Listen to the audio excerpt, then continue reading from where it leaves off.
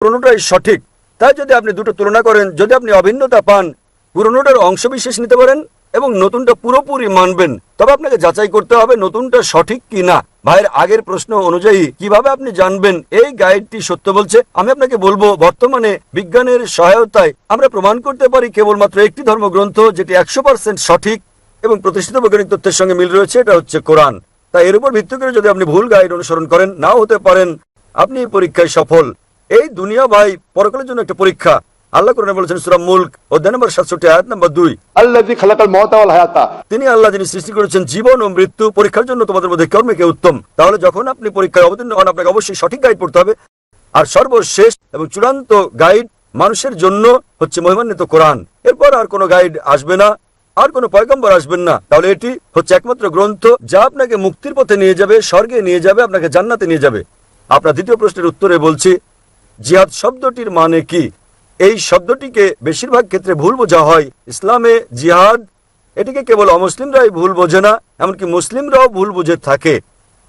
বেশিরভাগ অমুসলিম ও মুসলিমরা ভাবেন যে কোনো যুদ্ধ যাতে মুসলিমরা লড়াই করে যে কোনো কারণে, তা হোক এটা অর্থের জন্য, হোক সম্পদের জন্য, ব্যক্তিগত স্বার্থের জন্য, তা হোক সুনামের জন্য বা জমির জন্য, একে বলা হয় জিহাদ। জিহাদ মানে এই নয় যে কোনো যুদ্ধ যাতে মুসলিমরা লড়াই করে, তাতে হোক তা সম্পদের জন্য, জমির জন্য, সুনামের জন্য। জিহাদ আরবি শব্দ জাহাদা থেকে এসেছে, যার মানে হচ্ছে চেষ্টা করা, যার মানে সংগ্রাম করা। ইসলামী প্রেক্ষাপটে জিহাদ মানে চেষ্টা ও সংগ্রাম করা নিজের অসৎ প্রবৃত্তির বিরুদ্ধে। জিহাদ মানে চেষ্টা ও সংগ্রাম করা সমাজের উন্নয়নের জন্য। জিহাদ আরো বোঝায় যুদ্ধক্ষেত্রে আত্মরক্ষার জন্য চেষ্টা ও সংগ্রাম করা। জিহাদ দিয়ে আরো বোঝায় জুলুমের বিরুদ্ধে চেষ্টা ও সংগ্রাম করা। জিহাদ মূলত চেষ্টা ও সংগ্রাম। উদাহরণস্বরূপ, যদি একজন ছাত্র পরীক্ষায় পাশের জন্য চেষ্টা ও সংগ্রাম করে, আরবিতে আমরা বলবো সে জিহাদ করছে।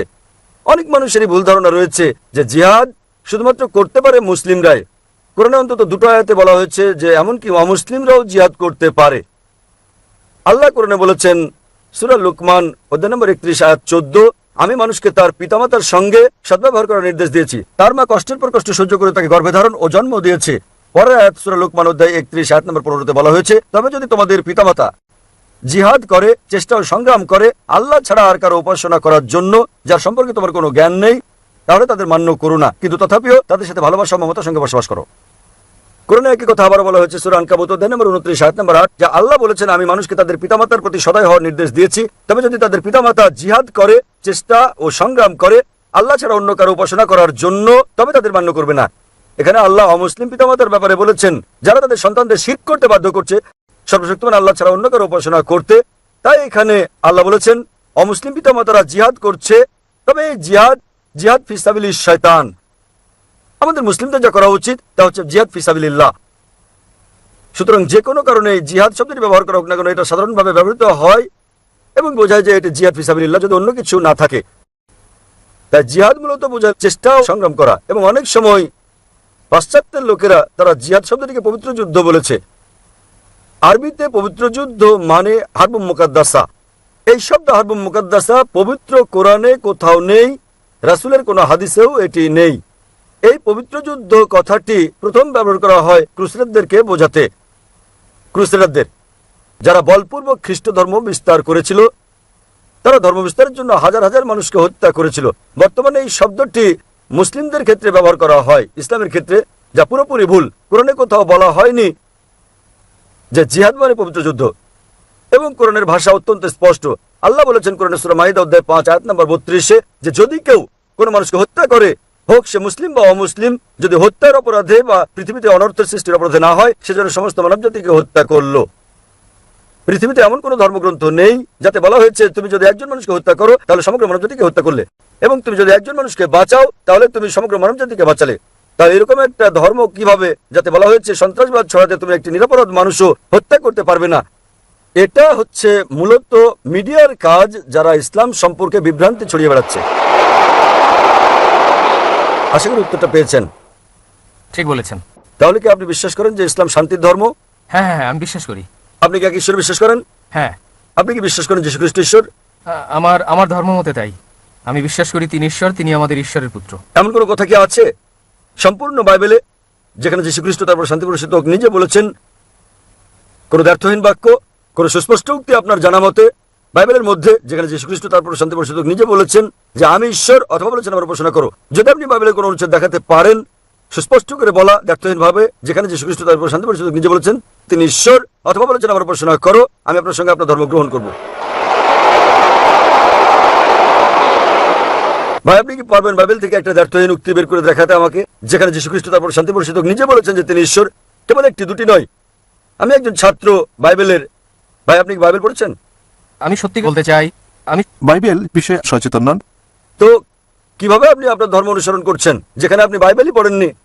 আমি পড়েছি বাইবেল এবং আমি আপনাকে বলছি একটিও দ্ব্যর্থহীন বাক্য খুঁজে পাবেন না সম্পূর্ণ বাইবেলে যেখানে যীশুখ্রিস্ট ইসলাম নিজে বলেছেন তিনি ঈশ্বর কিংবা তার উপাসনা করতে। আপনি বাইবেল পড়ে দেখবেন যীশুখ্রিস্ট ইসলাম নিজে বলেছেন, এটা উল্লেখ আছে গসপেল অফ জন অধ্যায় নম্বর 14 অনুচ্ছেদ নম্বর 28। তিনি বলেছেন আমার পিতা আমার চেয়ে মহান। গসপেল অফ জন অধ্যায় নম্বর 10 অনুচ্ছেদ নম্বর 29। আমার পিতা সবার চেয়ে মহান। গসপেল অফ ম্যাথিউ অধ্যায় নম্বর 12 অনুচ্ছেদ নম্বর 28। আমি শয়তানকে তাড়িয়ে দেই ঈশ্বরের আত্মার সাহায্যে। গসপেল অফ লুক অধ্যায় নম্বর 11 অনুচ্ছেদ নম্বর 20। আমি ঈশ্বরের আঙ্গুলের সাহায্যে শয়তানকে তাড়িয়ে দেই। গসপেল অফ জন অধ্যায় নম্বর 5 অনুচ্ছেদ নম্বর 30। আমি নিজে নিজে কিছু করতে পারি না, আমি যেমন শুনি তেমন বিচার করি, আর আমার বিচার সঠিক। আমি আমার ইচ্ছা পূরণ করি না, বরং আমার পিতার ইচ্ছা পূরণ করি। যে কেউ যদি বলে যে আমি আমার ইচ্ছা পূরণ করি না বরং সর্বশেষ ঈশ্বরের ইচ্ছা পূরণ করি, সে মুসলিম। যীশুখ্রিস্ট ইসলাম ছিলেন একজন মুসলিম, এটা পরিষ্কার উল্লেখ আছে বুক অফ অ্যাক্টস অধ্যায় নম্বর 2 অনুচ্ছেদ নম্বর 22। হে ইসরায়েলগণ, শোনো, এই নাজারেথের যিশু ঈশ্বর মনোনীত ব্যক্তি তোমাদের মধ্যে হতে বিস্ময় মজেজা ও নিদর্শন সহ যা ঈশ্বর তাকে দিয়ে করেন তোমরা তার সাক্ষী। ঈশ্বর মনোনীত ব্যক্তি তোমাদের মধ্যে হতে ঈশ্বর নন, তোমাদের মধ্যে ঈশ্বর মনোনীত ব্যক্তি বিস্ময় মজেজা ও নিদর্শন সহ যা ঈশ্বর তাকে দিয়ে করেন এবং তোমরা তার সাক্ষী। তাহলে যখন এটা বাইবেলে পরিষ্কারভাবে উল্লেখ আছে যীশুখ্রিস্ট ইসলাম ছিলেন ঈশ্বরের একজন পয়গম্বর কিন্তু ঈশ্বর নন, তাহলে কিভাবে আপনারা বিশ্বাস করেন তিনি ঈশ্বর? কারণ এটা হচ্ছে আমাদের ধর্মের শিক্ষা। কেউ আপনাকে শিখিয়েছেন? যদি কেউ আপনাকে শেখায় 2 + 2 = 5, আপনি কি তা বিশ্বাস করবেন? হ্যাঁ কি না? না না না, এখন আমি আপনাকে অনেকগুলো উদ্ধৃতি দিচ্ছি বাইবেল থেকে। আপনার কি ধারণা আমি মিথ্যে বলছি? হতে পারে। হতে পারে। তাহলে আমি আপনাকে অনুরোধ করব আপনি বাড়িতে যান এবং এই সবগুলো রেফারেন্স পরীক্ষা করুন। গসপেল অফ জন অধ্যায় 14 অনুচ্ছেদ নম্বর 28, গসপেল অফ জন অধ্যায় 10 অনুচ্ছেদ নম্বর 29, গসপেল অফ ম্যাথিউ অধ্যায় 12 অনুচ্ছেদ 28, গসপেল অফ লুক অধ্যায় 11 অনুচ্ছেদ 20, গসপেল অফ জন অধ্যায় 5 অনুচ্ছেদ 30। এবং আপনি আমার ডিভিডি নিয়ে যান। বিশ্ব ইসলাম ও খ্রিস্ট ধর্মের মধ্যে সাদৃশ্য সমূহ ভুরি ভুরি রেফারেন্স রয়েছে সেখানে, যা প্রমাণ করে যে যীশুখ্রিস্ট তারপর শান্তি পরিষদ নিজে বলেছেন যে তোমরা অনুসরণ করো শেষ পয়গম্বর নবী মুহাম্মদ সাল্লাল্লাহু আলাইহি সাল্লামকে এবং ইনশাআল্লাহ আপনি আরো ভালো খ্রিস্টান হবেন। আমি বিশ্বাস করি যে আমরা মুসলিমরা খ্রিস্টানদের চেয়েও ভালো খ্রিস্টান, কেননা আমরা যীশু খ্রিস্টের তারপর শান্তি পরিষদ সত্যিকারের শিক্ষা বিশ্ব অনুসরণ করি তথাকথিত খ্রিস্টানদের চেয়ে। আমরা এবার পরের প্রশ্ন নেব বোনদের মাইক থেকে, ডান দিক থেকে। আসসালামু আলাইকুম। এখানে একজন বোন রয়েছেন, তিনি ফিলিপিনো এবং তিনি শাহাদা পাঠ করতে চান, তবে তিনি বলেছেন কোনো প্রশ্ন করবেন না, তিনি nervous. Okay okay, thank you.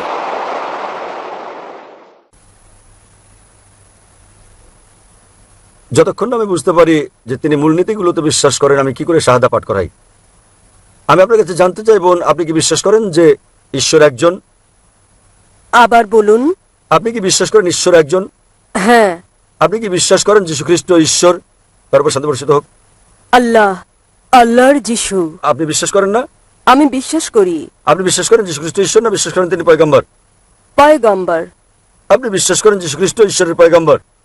পয়গম্বর। আপনি কি বিশ্বাস করেন যে নবী মুহাম্মদ সাল্লাল্লাহু আলাইহি সাল্লাম সর্বশেষ ও চূড়ান্ত পয়গম্বর? হ্যাঁ, আমি বিশ্বাস করি। কেউ কি আপনাকে বাধ্য করছে গ্রহণ করতে ইসলাম? কেউ না। আপনি নিজের স্বাধীন ইচ্ছাই করছেন এটা? হ্যাঁ ইনশাআল্লাহ। আমি অবশ্যই। আরবিতে বলবো, আপনি শুনে শুনে বলবেন। হুম। আশহাদু আশহাদু আল্লাহ আল্লাহ ইলাহা ইলাহা ইল্লাল্লাহ ইল্লাল্লাহ ওয়া আশহাদু ওয়া আশহাদু আন্না আন্না মুহাম্মাদান মুহাম্মাদান আবদুহু আবদুহু ওয়া রাসূলুহু। ওয়া রাসূলুহু। আমি সাক্ষ্য দিচ্ছি আমি সাক্ষ্য দিচ্ছি যে কোনো ঈশ্বর নেই কোনো ঈশ্বর নেই আল্লাহ ছাড়া, আল্লাহ ছাড়া, এবং আমি সাক্ষ্য দিচ্ছি যে মুহাম্মদ মুহাম্মদ তার উপর শান্তি বর্ষিত হোক, তার উপর শান্তি বর্ষিত হোক, হচ্ছেন পয়গম্বর হচ্ছেন এবং পয়গম্বর ঈশ্বরের বান্দা। এবং ঈশ্বরের বান্দা। মাশাআল্লাহ, আপনি এখন মুসলিম। মাশাআল্লাহ। এবং আমি প্রার্থনা করি আল্লাহ সুবহানাহু ওয়া তাআলার কাছে আপনাকে তিনি দান করুন উত্তম জীবন ইহজগতে এবং একই রকম পরকালে ইনশাআল্লাহ। এই মুহূর্তে আর কোনো অমুসলিম আছেন যে কোনো মাইকে? ওকে, প্রশ্ন করুন ভাই। আসসালামু আলাইকুম। আমার এক বন্ধু আপনাকে একটি প্রশ্ন করতে চান। কোরআনে ইহুদি ও খ্রিস্টান ধর্মের মতো হিন্দু ধর্মের ব্যাপারে কোনো লাইন বা শব্দ আছে কিনা? ভাই প্রশ্ন করলেন যে কোরআনে কোনো আয়াত আছে কিনা যাতে নির্দিষ্ট করে হিন্দু ধর্মের কথা বলা হয়েছে, যেমন এতে বলা হয়েছে ইহুদি ও খ্রিস্ট ধর্ম সম্পর্কে। আমার কোনো আয়াত জানা নেই, কোরআনে এমন কোনো আয়াত নেই যাতে নির্দিষ্ট করে হিন্দু ধর্ম সম্পর্কে বলা হয়েছে, যেমনটা বলা হয়েছে খ্রিস্টান ধর্ম ও ইহুদি ধর্ম সম্পর্কে। তবে কোরআন বলছে সূরা রাদ অধ্যায় নম্বর 13 আয়াত নম্বর 38, কোরআন বলছে लिकुल्ली अजलिन किताब। প্রত্যেক যুগে আমি ওহী পাঠিয়েছি। নাম ধরে কেবল 4টি আসমানি কিতাবের কথা উল্লেখ আছে কোরআনে, তাওরাত, জাবুর, ইনজিল এবং কোরআন। তাওরাত হচ্ছে সেই ওহী যা মুসা আলাইহিস সালামকে দেওয়া হয়েছে, জাবুর হচ্ছে সেই ওহী যা দাউদ আলাইহিস সালামের উপর নাজিল করা হয়েছিল, ইনজিল হচ্ছে সেই ওহী যা ঈসা আলাইহিস সালামের উপর নাজিল করা হয়েছিল, এবং কোরআন হচ্ছে সেই ওহী যা নবী মুহাম্মদ সাল্লাল্লাহু আলাইহি সাল্লামের উপর নাজিল হয়েছে। তবে এই চারখানা কিতাব ছাড়া আরো গ্রন্থ অনেক এসেছে, উদাহরণস্বরূপ সুফ ইব্রাহিম। যদি আপনি আমাকে প্রশ্ন করেন বেদকে কি আপনি ঈশ্বরের বাণী বলে বিবেচনা করেন, আমি বলবো আমি জানি না, কারণ এমন কোনো আয়াত নেই পবিত্র কোরআনে যেখানে বলা হয়েছে বেদ ঈশ্বরের বাণী। নবীর এমন কোনো হাদিস নেই যেখানে বলা হয়েছে ঈশ্বরের বাণী বেদ। তাই আমি বলি এটা হতেও পারে না হতে পারে, আমি জানি না, আমি এর নিশ্চয়তা দিতে পারি না। তবে যদি এটা ঈশ্বরের বাণী হয়েও থাকে, যদি ঈশ্বরের বাণী হয়েও থাকে, তবে কোরআনের আগে আসা সবগুলো গ্রন্থ কোনো না কোনো জনগোষ্ঠীর জন্য নির্দিষ্ট ছিল, এবং এসব বাণী অনুসরণ করার মেয়াদ ছিল পরবর্তী গ্রন্থ না আসা পর্যন্ত। তো বেদ ঈশ্বরের বাণী হলেও তা ছিল ওই সময়ের এবং নির্দিষ্ট গোত্রের মানুষের জন্য। তবে কোরআন যেহেতু সর্বশক্তিমান আল্লাহর সর্বশেষ ও চূড়ান্ত আসমানি কিতাব, এটা কেবল মুসলিম বা আরবদের জন্যই নয়, এটা সমগ্র মানবজাতির জন্যই। এবং যেহেতু এটা সর্বশেষ গ্রন্থ এবং এরপর আর কোনো গ্রন্থ আসবে না, তাই এটা অনুসরণ করতে হবে শেষ বিচারের দিন পর্যন্ত। তো এর উপর ভিত্তি করে যদি আপনি বলেন যে ধারণাগতভাবে বেদ ঈশ্বরের বাণী, এটা ছিল ওইসব লোকদের জন্য, ওই সময়ের জন্য। বর্তমানে পৃথিবীর সকল মানুষ, তারা বাস করুক ভারতে কিংবা ইউএই অথবা পাকিস্তান বা সৌদি আরব বা আমেরিকা বা কানাডা বা যুক্তরাজ্যে, সকলকে অনুসরণ করতে হবে ঈশ্বরের সর্বশেষ ও চূড়ান্ত আসমানি কিতাব মহিমান্বিত কোরআন এবং সর্বশেষ ও চূড়ান্ত পয়গম্বর মুহাম্মদ সাল্লাল্লাহু আলাইহি সাল্লামকে। আমরা পরের প্রশ্ন নেব বোনদের মাইক থেকে বাম দিকে। আমার নাম রেনেলদা এবং আমি একজন খ্রিস্টান। মানে আমি দীর্ঘদিন যাবৎ নিজের মধ্যে একটা খটকা অনুভব করছি। যে প্রশ্নটি আমি আপনাকে করতে চাই সেটি প্রায় এরকম হতে পারে ধারণা, কিংবা এরকম যে আমি মানুষের দ্বারা উদ্বুদ্ধ হয়েছি। আমার প্রথম প্রশ্নের মতো এটা হচ্ছে শুকর সম্পর্কে। মূলত আমি জানতে চাই হারাম কথাটির মানে আসলে কি। মানে ইসলামের মতো ধর্মে এটা কারো বিরুদ্ধে অভিযোগ নয়, কোনো ভুলের জন্য আমি বলছি না এটা বড় কোনো ভুল। কেন শুকর হারাম? কারণ আমি একটি খ্রিস্টান সম্মেলনে যোগদান করেছিলাম এবং সেখানে বলা হয়েছে, সেখানে একজন ধর্মযাজক যিনি বলেছিলেন ইসলামে শুকর হারাম কেন, তিনি একটি দৃষ্টান্ত দেন। বলেন একই আবর্জনা, যেমন এটি সার হিসেবে ব্যবহৃত গাছের জন্য, গাছপালা, ধরুন এটি একটি আম গাছ, আম ধরল, শেকড় একই পুষ্টি শোষণ করলো, একই আবর্জনায় নতুন আম হলো এবং আমরা তা খেলাম। তাহলে শুকর ও আম খাওয়ার মধ্যে এখানে তফাৎ কোথায়? বোন একটা প্রশ্ন করলেন যে হারাম কথাটির মানে কি এবং শুকর কেন হারাম ইসলামে। আর তিনি যাজকের দৃষ্টান্ত দিয়েছেন, একজন খ্রিস্টান যাজক যিনি বলেছেন যে সার যা হচ্ছে ময়লা আবর্জনা গাছ শোষণ করে, গাছ বড় হয়, আম ধরে এবং আমরা সে আম খাই। বলার চেষ্টা করা হয়েছে যে যদি আমরা বর্জ্য খাই শুকরের, এটা কারোর জন্য ভালো হতে পারে আবার কারোর জন্য ভালো নাও হতে পারে, এখানে যেটা বোঝাতে চাওয়া হয়েছে। তাই ইসলামে এটা হারাম কিন্তু খ্রিস্ট ধর্মে হালাল। বোন প্রথমে আপনাকে আমি হারাম কথাটির মানে বলবো, মানে নিষিদ্ধ, মানে বারণ আছে। ইসলামে হারাম মানে হচ্ছে নিষিদ্ধ, তার মানে বারণ আছে। আমি প্রথমে আপনার যাজকের প্রশ্নে জবাব দেবো, পরে আমি আসল কারণটা বলবো কেন শুকর হারাম। যাজক দৃষ্টান্ত দিয়েছেন যে সার ধরুন ময়লা আবর্জনা গাছের জন্য ভালো এবং গাছ বড় হয়, তারপর যখন আম ধরে এবং আমরা সেই আম খাই। বলার চেষ্টা করা হয়েছে যে হতে পারে এটা হারাম মুসলিমদের জন্য, তবে খ্রিস্টানদের জন্য ভালো।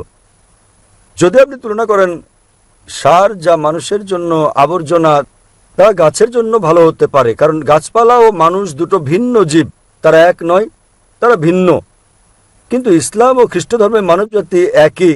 আপনারা ভিন্ন ধর্ম পালন করতে পারেন, কিন্তু যা এক মানুষের জন্য ভালো স্বাভাবিকভাবে তা অন্য মানুষের জন্য ভালো, যদি না তার নির্দিষ্ট কোনো সমস্যা থাকে। উদাহরণস্বরূপ যদি তার ডায়াবেটিস থাকে, চিনি তখন তার জন্য ভালো নাও হতে পারে, কিন্তু স্বাভাবিক অবস্থায় চিনি ভালো, এটা আপনাকে দেয় শক্তি। যদি তার কোনো সমস্যা থাকে তাহলে সেটা তার জন্য উপকারী নাও হতে পারে। কিন্তু সাধারণ মানুষেরাও তাই যতদূর আসে সব মানুষের ক্ষেত্রে ভালো মন্দের ব্যাপারটা একই রকম। সুতরাং আপনি এই দৃষ্টান্ত দিতে পারেন না সার কারোর জন্য ভালো, কারোর জন্য ভালো নয়। আমাদের যা করতে হবে, আমাদেরকে গাইডের কাছে যেতে হবে। গাইড আমাদের কি বলে এবং আমরা বিশ্লেষণ করার চেষ্টা করব গাইড আমাদের কি বলে। খ্রিস্ট ধর্মের গাইড হচ্ছে বাইবেল, ইসলামের গাইড হচ্ছে কোরআন। যখন আমরা কোরআন পড়ি, অন্তত 4টি ভিন্ন জায়গায় যেখানে কোরআন বলছে শুকর খাওয়া নিষিদ্ধ। আল্লাহ কোরআনে বলেছেন সূরা বাকারা অধ্যায় নম্বর 2 আয়াত নম্বর 173, সূরা মাইদা অধ্যায় 5 আয়াত নম্বর 3, সূরা আনাম অধ্যায় 6 আয়াত নম্বর 145 এবং সূরা নাহল অধ্যায় 16 আয়াত নম্বর 115। حرمت عليكم الميتة والدم ولحم الخنزير وما أهل لغير الله به। তোমাদের জন্য নিষিদ্ধ করা হয়েছে মৃত মাংস, রক্ত, শুকরের মাংস এবং আল্লাহর নাম ব্যতীত অন্য কারো নামে উৎসর্গ করা খাদ্য। তাহলে এখানে কোরআনে বলা হচ্ছে 4টির কম জায়গায় নয় যে শুকরের মাংস খাওয়া, পোর্ক নিষিদ্ধ। অনুরূপভাবে আপনি যদি বাইবেল পড়েন, বাইবেলের অন্তত 3টি জায়গায় বলা হয়েছে শুকরের মাংস খাওয়া নিষিদ্ধ। বাইবেলে বলা হয়েছে বুক অফ লেভিটিকাস অধ্যায় নম্বর 11 অনুচ্ছেদ 7 ও 8, তোমরা শুকরের মাংস খাবে না, না এর দেহ স্পর্শ করবে, এটা তোমাদের জন্য হালাল নয়। একই বার্তা দেওয়া হয়েছে বুক অফ ডিউটেরোনমিতে অধ্যায় নম্বর 14 অনুচ্ছেদ 8, শুকরের খুর বিভক্ত নয় এবং একে তোমরা বেছে নিও না এবং এটা তোমাদের জন্য হালাল নয়। একই কথা বলা হয়েছে বুক অফ আইজায়া অধ্যায় 65 অনুচ্ছেদ 2 থেকে 5, তোমরা শুকরের মাংস খেও না। তাহলে বাইবেলে অন্তত 3টি ভিন্ন জায়গায় বলা হয়েছে যে তোমরা শুকরের মাংস খাবে না।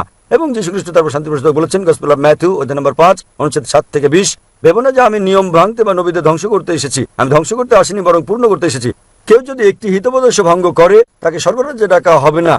তার মানে যদি আপনি ওল্ড টেস্টামেন্টের একটি নিয়ম বিন্দু পরিমাণও ভঙ্গ করেন, আপনি জান্নাতে প্রবেশ করবেন না। তাই একজন খ্রিস্টান হিসেবে যদি আপনি বাইবেল বিশ্বাস করেন, তাহলে শুকরের মাংস খাওয়া আপনার জন্য নিষিদ্ধ, আপনার জন্য বারণ, আপনার জন্য হারাম। যদি আপনি মুসলিম হন, যদি আপনি কোরআন বিশ্বাস করেন, এটা নিষিদ্ধ। যদি আপনি বাইবেল কিংবা কোরআন বিশ্বাস না করেন, আসুন বিশ্লেষণ করে দেখি আজকালকার কারণ যুক্তি ও বিজ্ঞান শুকরের মাংস সম্পর্কে কি বলে। আজকালকার বিজ্ঞান আমাদেরকে বলছে যে আপনি শুকরের মাংস খেলে সম্ভাবনা আছে যে অন্তত আপনার 70টি রোগ হতে পারে। আপনার গুণাকৃমি হতে পারে, আপনার কেঁচোকৃমি হতে পারে, যেটা সবচেয়ে বিপজ্জনক অন্যান্য সব রোগের মধ্যে সেটা হচ্ছে ফিতাকৃমি। একে বলে টিনিয়া সোলিয়াম এবং এটি থাকে পরিপাকতন্ত্রে, আর এটি খুবই লম্বা। যদি আপনি খুব ভালো করে সিদ্ধ করেন ডিম, টিনিয়া সোলিয়ামের ওভা তখনও মরে না এবং পরিপাক নালী থেকে এটা রক্তের মধ্য দিয়ে শরীরে প্রায় সব অঙ্গেই যেতে পারে। এটি চোখে ঢুকে অন্ধ করে দিতে পারে চোখ, হৃৎপিণ্ডে ঢুকে হার্ট অ্যাটাক ঘটাতে পারে, এটি মস্তিষ্কে ঢুকে মস্তিষ্ক অকেজো করে দিতে পারে। এবং যখন আপনি বুঝতে পারবেন যে আপনি এই রোগে আক্রান্ত, ততক্ষণে দেখবেন আপনার অপূরণীয় ক্ষতি হয়ে গেছে। অধিকন্তু বর্তমান বিজ্ঞান আমাদের বলছে যখন আপনি শুকরের মাংস খান, দেখবেন তাতে চর্বির উপাদান বেশি রয়েছে, বরং কম রয়েছে মাংসপেশি করার উপাদান। সেই কারণেই শুকরের মাংস যারা নিয়মিত খায় তাদের বেশিরভাগেরই ভুঁড়ি বড়, তারা মোটাসোটা।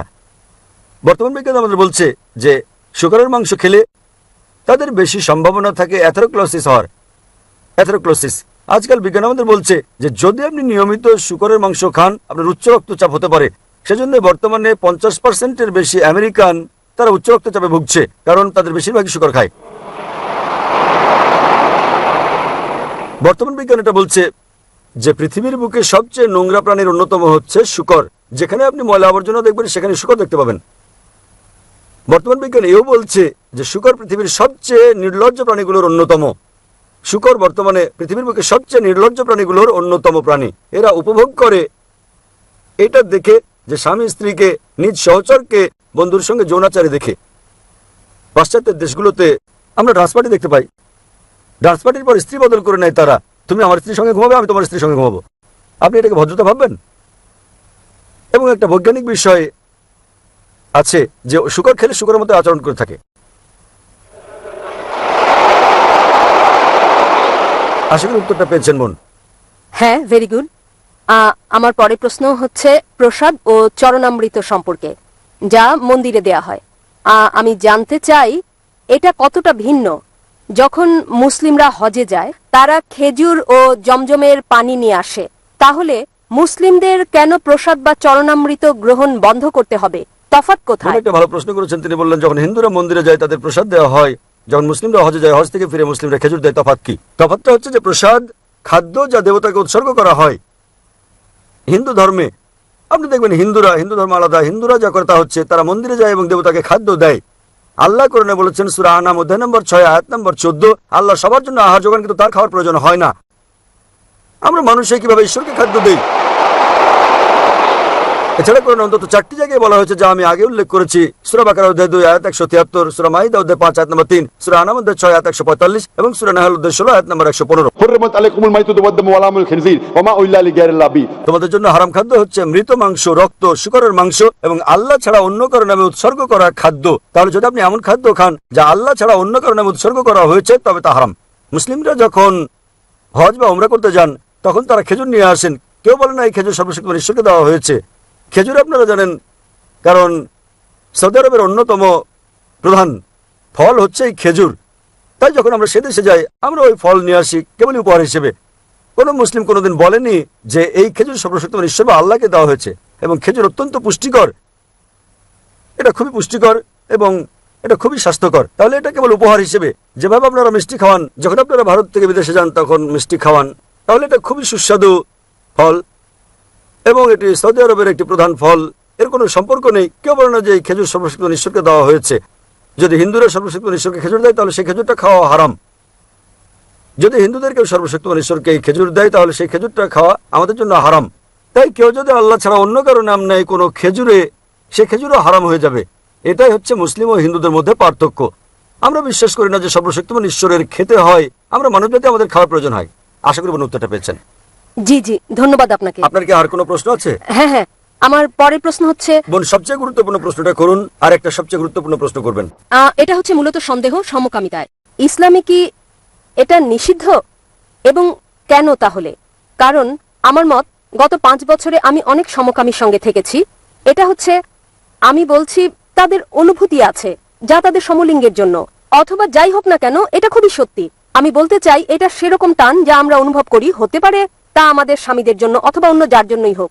যদি এটা ভুল হয় তাহলে কেন ভুল? বোন প্রশ্ন করলেন যে সমকামিতার ব্যাপারে কি বলে ইসলাম, এবং যদি এটা ভুল হয় তাহলে কেন এটা ভুল। আল্লাহ কোরআনে বলেছেন সূরা ইসরা অধ্যায় নম্বর 17 আয়াত নম্বর 32, ব্যভিচারের কাছেও তোমরা যেও না, কেননা ব্যভিচার হচ্ছে সব মন্দ কাজের মন্দ সূচনা। এছাড়া আল্লাহ সূরা আরাফে বলেছেন অধ্যায় নম্বর 7, যে কোনো পুরুষকে কথা বলা যে তুমি কি তোমার লালসা চর্চা করো পুরুষের উপর নারীর চেয়ে বেশি। তার মানে সমকামিতা হচ্ছে নিষিদ্ধ ইসলামে এবং কোরআনে, কারণ সর্বশক্তিমান ঈশ্বর মানুষ সৃষ্টি করেছেন। আল্লাহ কোরআনে বলেছেন সূরা রুম অধ্যায় নম্বর 30 আয়াত নম্বর 21, তিনি ভালোবাসা সৃষ্টি করেছেন স্বামী এবং স্ত্রীর অন্তরে। সর্বশক্তিমান ঈশ্বর মানুষকে এমনভাবে তৈরি করেছেন যে তারা বিপরীত লিঙ্গকে ভালোবাসবে। সাধারণত প্রাকৃতিকভাবে কোনো পুরুষ অন্য পুরুষকে সেভাবে ভালোবাসে না। আমি ভালোবাসা নিয়ে কথা বলছি যা স্বামী স্ত্রীর মধ্যে প্রয়োজন, সে ভালোবাসা নিয়ে বলছি না যা আছে ভাই আর ভাইয়ের মধ্যে, বোন আর বোনের মধ্যে। এ ব্যাপারে প্রাথমিক একটা গবেষণা হয় যাতে বলা হয় যে সমকামিতা হচ্ছে বংশগত। প্রশ্নোত্তরের সময় কেউ কেউ আমাকে জিজ্ঞেস করেন, আপনার মতো যেমন যদি সমকামিতা বংশগত হয় তাহলে মানুষকে কেন দোষ দেওয়া হবে? এটা তার পিতামাতা থেকে এসেছে, তাহলে তাকে দোষ দেওয়া হবে কেন? আপনার মতো বললে যদি কেউ কাউকে ভালোবাসে তাহলে পুরুষকে দোষ দেওয়া হবে কেন? আমি বলছি এটা হচ্ছে গবেষণা, এটা হচ্ছে একটা ধারণা, সত্য ঘটনা নয়। এবং পরে আমরা জানতে পারলাম যে এই ধারণাটা ছিল সম্পূর্ণ ভুল, এবং যিনি এই ধারণার প্রবক্তা ছিলেন তিনি নিজেও ছিলেন সমকামী। তাহলে সমকামিতা বংশগত নয়, এটা গড়ে ওঠে। বর্তমান বিজ্ঞান আমাদের বলে কিভাবে সমকামীরা গড়ে ওঠে, কারণ সর্বশক্তিমান ঈশ্বর যার অনুমতি দিয়েছেন, মানুষের জন্য যার অনুমতি আছে, আপনি বিয়ে করেন, নিকাহ করেন, আপনি পারেন স্ত্রী সহবাস করতে। এবং ইসলাম বলছে যখন স্ত্রী সহবাস করো, স্ত্রীর সঙ্গে সহবাস করো, সেটা আল্লাহর ইবাদত। কারণ আপনি হারাম ঠেকাচ্ছেন, আপনি যাচ্ছেন না দাম্পত্য বন্ধনের বাইরে আপনার আকাঙ্ক্ষা মেটাতে। সেটাই তো ইসলাম। আজ বিজ্ঞান আমাদের বলছে, আজ গবেষণা আমাদের বলছে যে সেসব লোক যাদের দাম্পত্য সম্পর্কের বাইরেও অনেক জীবন সঙ্গী রয়েছে, তাদের সঙ্গে তুলনায় যাদের কেবলমাত্র আছে স্বামী এবং স্ত্রীর মধ্যে সম্পর্ক, তারা উপভোগ করে যৌন মিলন অন্যদের তুলনায় অনেক বেশি ভালো। এবং আজকাল যা ঘটছে, যখন আপনি এসব নিয়ে ক্লান্ত হয়ে পড়েন, আপনি পাশ্চাত্য দেশে যান, সেখানে রক্ষিত রয়েছে 5, 10, 20 কোনো সমস্যা নেই। আপনি শুরু করেন এরপর অস্বাভাবিক কাজ করতে, আর যখনই আপনি অস্বাভাবিক কাজ শুরু করেন আপনি স্রষ্টার আইন অনুসরণ করছেন না এবং আপনি ভুল পথে আপনার কামনা চরিতার্থ করার চেষ্টা করেন। যখন আপনি ভুল পথে চলতে থাকেন তখন আপনি যেতে থাকেন বাইরের দিকে অস্বাভাবিকতায়, এবং এভাবেই এক ব্যক্তি সমকামী হয়ে যায়। এটা বংশগত নয়, কারণ আপনি সীমার বাইরে চলে যান, যে সীমা দিয়েছেন সর্বশক্তিমান ঈশ্বর আপনাকে। আপনি অন্য জিনিস চেষ্টা করেন, আপনি অস্বাভাবিক জিনিস চেষ্টা করেন, এবং শেষ পর্যন্ত আপনি উপনীত হন এমন পর্যায়ে যে আপনি আর কখনো বিপরীত লিঙ্গের সঙ্গে মিলন উপভোগ করেন না, তাই আপনি সমলিঙ্গের সঙ্গে যৌনাচার করেন। তাহলে বলে এখানে তারা সর্বশক্তিমান ঈশ্বরের আইন ভঙ্গ করে এবং তারা অস্বাভাবিক কাজ করে, আর এভাবেই তারা মানসিকভাবে পরিণত হয় সমকামিতে। তাহলে স্বাভাবিকভাবে সর্বশক্তিমান ঈশ্বরের আইন ভঙ্গ করা সম্পূর্ণ ভুল, এবং এভাবেই একজন মানুষ হয়ে পড়ে সমকামী। তাই তাদেরকে বিশ্বাস করতে হবে যে ইসলাম সমকামিতা নিষেধ করে, এমনকি খ্রিস্ট ধর্ম সমকামিতা নিষেধ করে। বেশিরভাগ ধর্মই সমকামিতার বিরুদ্ধে। এখন পাশ্চাত্যের দেশেও বলা হচ্ছে গণতন্ত্রের কারণে বেশিরভাগ লোক যা বলে তাই জয়ী হয়ে যায়, সংখ্যাগরিষ্ঠতা জয় হয়। ইসলামে সংখ্যাগরিষ্ঠতা জয়ী হয় না, হক জয়ী হয়, সত্যের জয় হয়। আমার মনে পড়ে 1996 সালে যখন আমি কানাডায় গিয়েছিলাম, প্রথমবারের মতো লেকচার দিতে গিয়েছিলাম, কাগজের প্রথম পৃষ্ঠায় দেখলাম একজন পুরুষ আরেকজন পুরুষকে চুমু খাচ্ছে, এক পুরুষ আরেক পুরুষকে চুমু খাচ্ছে এবং বলছে তারা পরস্পরকে বিয়ে করেছে। বর্তমান পাশ্চাত্যে যদি আমি সমকামিতার বিপক্ষে বলি সেটা অপরাধ হয়ে যাবে, সেটা অপরাধ। তাহলে আমরা যা বুঝলাম যে অতীতে সব দেশে সমকামিতা ছিল অপরাধ। পরে পাশ্চাত্যের কিছু দেশে কানাডার মতো এর প্রতি আইন অনুমোদন করা হয়। আজকাল বেশিরভাগ পশ্চিমা দেশে সমকামিতা হচ্ছে বৈধ। এমনকি ইন্ডিয়ার মতো একটা দেশ, যে দেশ থেকে আমি এসেছি, তারাও ভাবছে এটাকে বৈধতা দেওয়ার কথা। তাহলে আমরা যা বুঝি, যা সত্য তা সত্যই, সংখ্যাগরিষ্ঠতা জয়ী হয় না, যা ভুল তা ভুল। এবং ইসলামে আর বিশ্বের প্রধান বেশিরভাগ ধর্মেই সমকামিতা হচ্ছে একটা পাপ, একটা অপরাধ। এটা আপনাকে জান্নাতে নিয়ে যাবে না, জাহান্নামে নিয়ে যাবে। আশা করি উত্তরটা পেয়েছেন। ধন্যবাদ। পরের প্রশ্নটি হচ্ছে একটি, যেহেতু ডক্টর জাকির উল্লেখ করেছেন সেটি ছিল শেষ প্রশ্ন, তথাপি আপনার আরো প্রশ্ন থাকলে আপনাকে পেছনে যেতে হবে, তারপর আবার একসময় পরের প্রশ্নটি করবেন। তাহলে আমরা পরের প্রশ্ন নেব ভাইয়ের কাছ থেকে, ডান দিকে। ভাই, এই বোন বলছে যে যদি আপনি এই শেষ প্রশ্নের জবাব দেন তিনি শাহাদা পাঠ করবেন। প্রশ্ন করুন। এখানে এই প্রশ্নটি হচ্ছে, আমি পড়েছি এটি এক নাস্তিকের লেখা, যাতে বলা হয়েছে এরকম, যখন আল্লাহ স্বর্গের উদ্যান সৃষ্টি করলেন তিনি সেখানে আদম ও ইভকে পাঠালেন, এবং কিন্তু তাদের নিয়ম ভঙ্গ করার কারণে তারা সেখানে যে ফলটি ছিল, আমি ফলটি চিনি না, যা নিষিদ্ধ ছিল, তাদেরকে উদ্যান থেকে বের করে দেওয়া হয়, তাদেরকে বাগানের বাইরে নিক্ষেপ করা হয়। এবং যে কারণে বলা হয়ে থাকে এরকম যে আপনাকে দৈনন্দিন রুজির জন্য কাজ করতে হয়, আপনার কাজ করার প্রয়োজন হয়, এবং তাহলেই আপনার দৈনন্দিন রুজি উপার্জন হবে। এরকম এটাও বলা হয় যে নারী তাদের গর্ভধারণে বেদনা বাড়বে। এটা এখন পর্যন্ত একই ঘটনা ঘটছে। আমাদের কঠোর পরিশ্রম করতে হবে, আমাদের সংগ্রাম করতে হবে, দৈনন্দিন রুজির জন্য আমাদের প্রয়োজনীয় সবকিছু করতে হবে। এবং একই জিনিস নারীর ক্ষেত্রেও, যেমন তারা গর্ভধারণে মারা যাচ্ছে, যদি তাদের বেদনা বৃদ্ধি পায়, কেন তাহলে আল্লাহ নিজেই তাদেরকে এত নির্মম কষ্ট দিয়ে যাচ্ছেন? আজ পর্যন্ত তারা একই রকম শাস্তি পাচ্ছে। অন্য মানুষকে ক্ষমা করার একটা দৃষ্টান্ত এটা কিভাবে হতে পারে, যখন আল্লাহ নিজেই ক্ষমা করেননি অথবা আমাকে সঠিক পথে চালাননি? বোন অত্যন্ত সুন্দর একটা প্রশ্ন করেছেন। তিনি ঠিকই বলেছেন যে বোন আপনি যা উল্লেখ করেছেন এটা হচ্ছে বাইবেলে, আপনি যা বলেছেন তা উল্লেখ আছে বাইবেলে। আদম ও ঈভ, আল্লাহ তাদের প্রতি সন্তুষ্ট থাকুন, যখন তারা স্বর্গের বাগানে ছিলেন তারা সর্বশক্তিমান ঈশ্বরের নির্দেশ অমান্য করেছিলেন, যা উল্লেখ আছে বাইবেলে। এবং এটা উল্লেখ আছে জেনেসিস অধ্যায় নম্বর 3 অনুচ্ছেদ 23-এ, যে সর্বশক্তিমান ঈশ্বর তাদেরকে শাস্তি দিলেন আর তিনি তাদেরকে বাগানের বাইরে নিক্ষেপ করলেন। এবং সর্বশক্তিমান ঈশ্বর বলেছেন জেনেসিস অধ্যায় 3 অনুচ্ছেদ 16-তে যে তোমরা নারীরা ঈশ্বরকে অমান্য করার কারণে তোমরা অনেক বেদনা সহ্য করে সন্তান জন্ম দেবে এবং তোমাদের আকাঙ্ক্ষা হবে স্বামীর কাছ থেকে তা পাওয়ার। তাই বাইবেল অনুযায়ী গর্ভধারণ নারীর জন্য একটি অভিশাপ। এখানে যারা উদ্ধৃতি আপনি দিচ্ছেন তা হচ্ছে বাইবেল, এবং আমি আপনার সঙ্গে একমত যে কি করে ঈশ্বর ক্ষমা না করে পারেন। খ্রিস্ট ধর্মে সম্পূর্ণ দোষ বাইবেলে দেওয়া হয়েছে নারীর উপর, ইভ ইভ ইভ। আল্লাহ তার উপর সন্তুষ্ট থাকুন। আপনি পড়ে দেখবেন কোরআন এমন একটি জায়গাও নেই কোরআনে যেখানে দোষ কেবল ইভের উপরে দেওয়া হয়েছে। আদম ও ইভ উভয়কে সমানভাবে দোষী করা হয়েছে। আল্লাহ তাদের উপর সন্তুষ্ট থাকুন। যদি আপনি পড়েন কোরআন, এটা উল্লেখ আছে সূরা আরাফে অধ্যায় নম্বর 7 আয়াত নম্বর 19 থেকে 27, যে আদম ও ইভ আল্লাহ তাদের উপর সন্তুষ্ট থাকুন, তারা ঈশ্বরকে অমান্য করেন, তারা উভয়ই অনুতপ্ত হন এবং উভয়কে ক্ষমা করা হয়েছে, তাদের সমানভাবে দোষারোপ করা হয়েছে।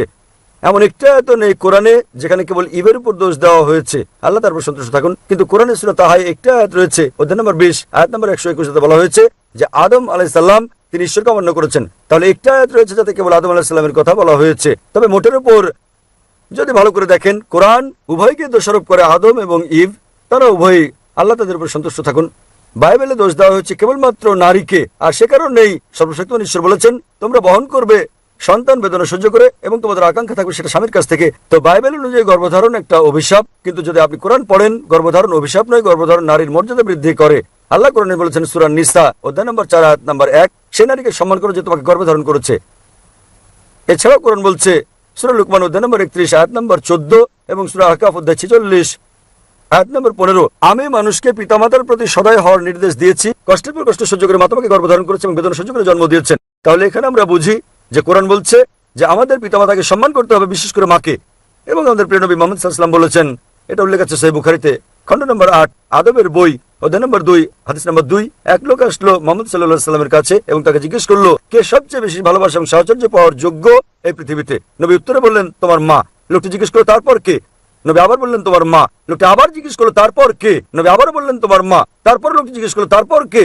তখন চতুর্থবারের নবী বললেন যে তোমার বাবা। তার মানে 75%, 3/4 ভালোবাসা ও সাহচর্য প্রাপ্য হচ্ছে তোমার মায়ের, 25%, 1/4 বাবার জন্য প্রাপ্য। সংক্ষেপে মা পাচ্ছেন গোল্ড মেডেল, তিনি পাচ্ছেন সিলভার মেডেল এবং ব্রোঞ্জ মেডেলটাও তিনি পাচ্ছেন। বাবাকে কেবল সান্ত্বনা পুরস্কার নিয়ে সন্তুষ্ট থাকতে হচ্ছে। তাহলে এই হচ্ছে ইসলামের শিক্ষা। ইসলামে গর্ভধারণ নারীর মর্যাদা বৃদ্ধি করে এবং আমি আপনার সঙ্গে একমত। একবার সর্বশক্তিমান ঈশ্বর মানুষকে ক্ষমা করে দিয়ে কি করে তাদের শাস্তি দিতে পারেন? তাহলে এই হচ্ছে ইসলাম ও খ্রিস্ট ধর্মের মধ্যে পার্থক্য। বোন, আপনি কি এই উত্তরে সন্তুষ্ট? হ্যাঁ, অবশ্যই। তাহলে আপনি কি এখন ইসলাম গ্রহণ করতে চান? হ্যাঁ। আপনি কি বিশ্বাস করেন ঈশ্বর হচ্ছেন একজন? হ্যাঁ, বিশ্বাস করি। আপনি কি বিশ্বাস করেন যীশু খ্রিস্ট হলেন ঈশ্বর? না। আপনি কি বিশ্বাস করেন নবী মুহাম্মদ সাল্লাল্লাহু আলাইহি সাল্লাম সর্বশেষ চূড়ান্ত পয়গম্বর? হ্যাঁ, করি। কেউ কি আপনাকে ইসলাম ধর্ম গ্রহণ করতে বাধ্য করছে? না। আপনি স্বেচ্ছায় গ্রহণ করছেন ইসলাম? হ্যাঁ। নিজের মতে ইসলাম গ্রহণ করছেন আপনি? হ্যাঁ। কেউ আপনাকে ঘুষ টুস দিচ্ছে? না। ইনশাআল্লাহ আমি আরবিতে বলবো, আপনি আমার শুনে শুনে বলবেন। ওকে। আশহাদু আশহাদু আল্লাহ আল্লাহ ইলাহা ইলাহা ইল্লাল্লাহ ইল্লাল্লাহ ওয়া আশহাদু ওয়া আশহাদু আন্না মুহাম্মাদান আবদুহু আবদুহু ওয়া রাসূলুহু। ওয়া রাসূলুহু। আমি সাক্ষ্য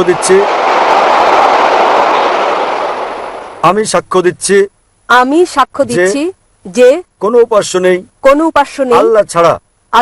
এবং আমি আরো সাক্ষ্য দিচ্ছি যে নবী মুহাম্মদ হলেন বার্তাবাহক এবং আল্লাহর বান্দা। মাশাআল্লাহ, আপনি এখন মুসলিম এবং আমি আল্লাহর কাছে দোয়া করি আল্লাহ যেন আপনাকে পথ দেখান এবং আপনার পরিবারের সদস্যদের পথ দেখাতে সাহায্য করেন। এই দুনিয়ায় আপনাকে উত্তম জীবন দান করেন এবং একই রকম পরকালও, এবং ইনশাআল্লাহ আপনাকে জান্নাত দান করুন।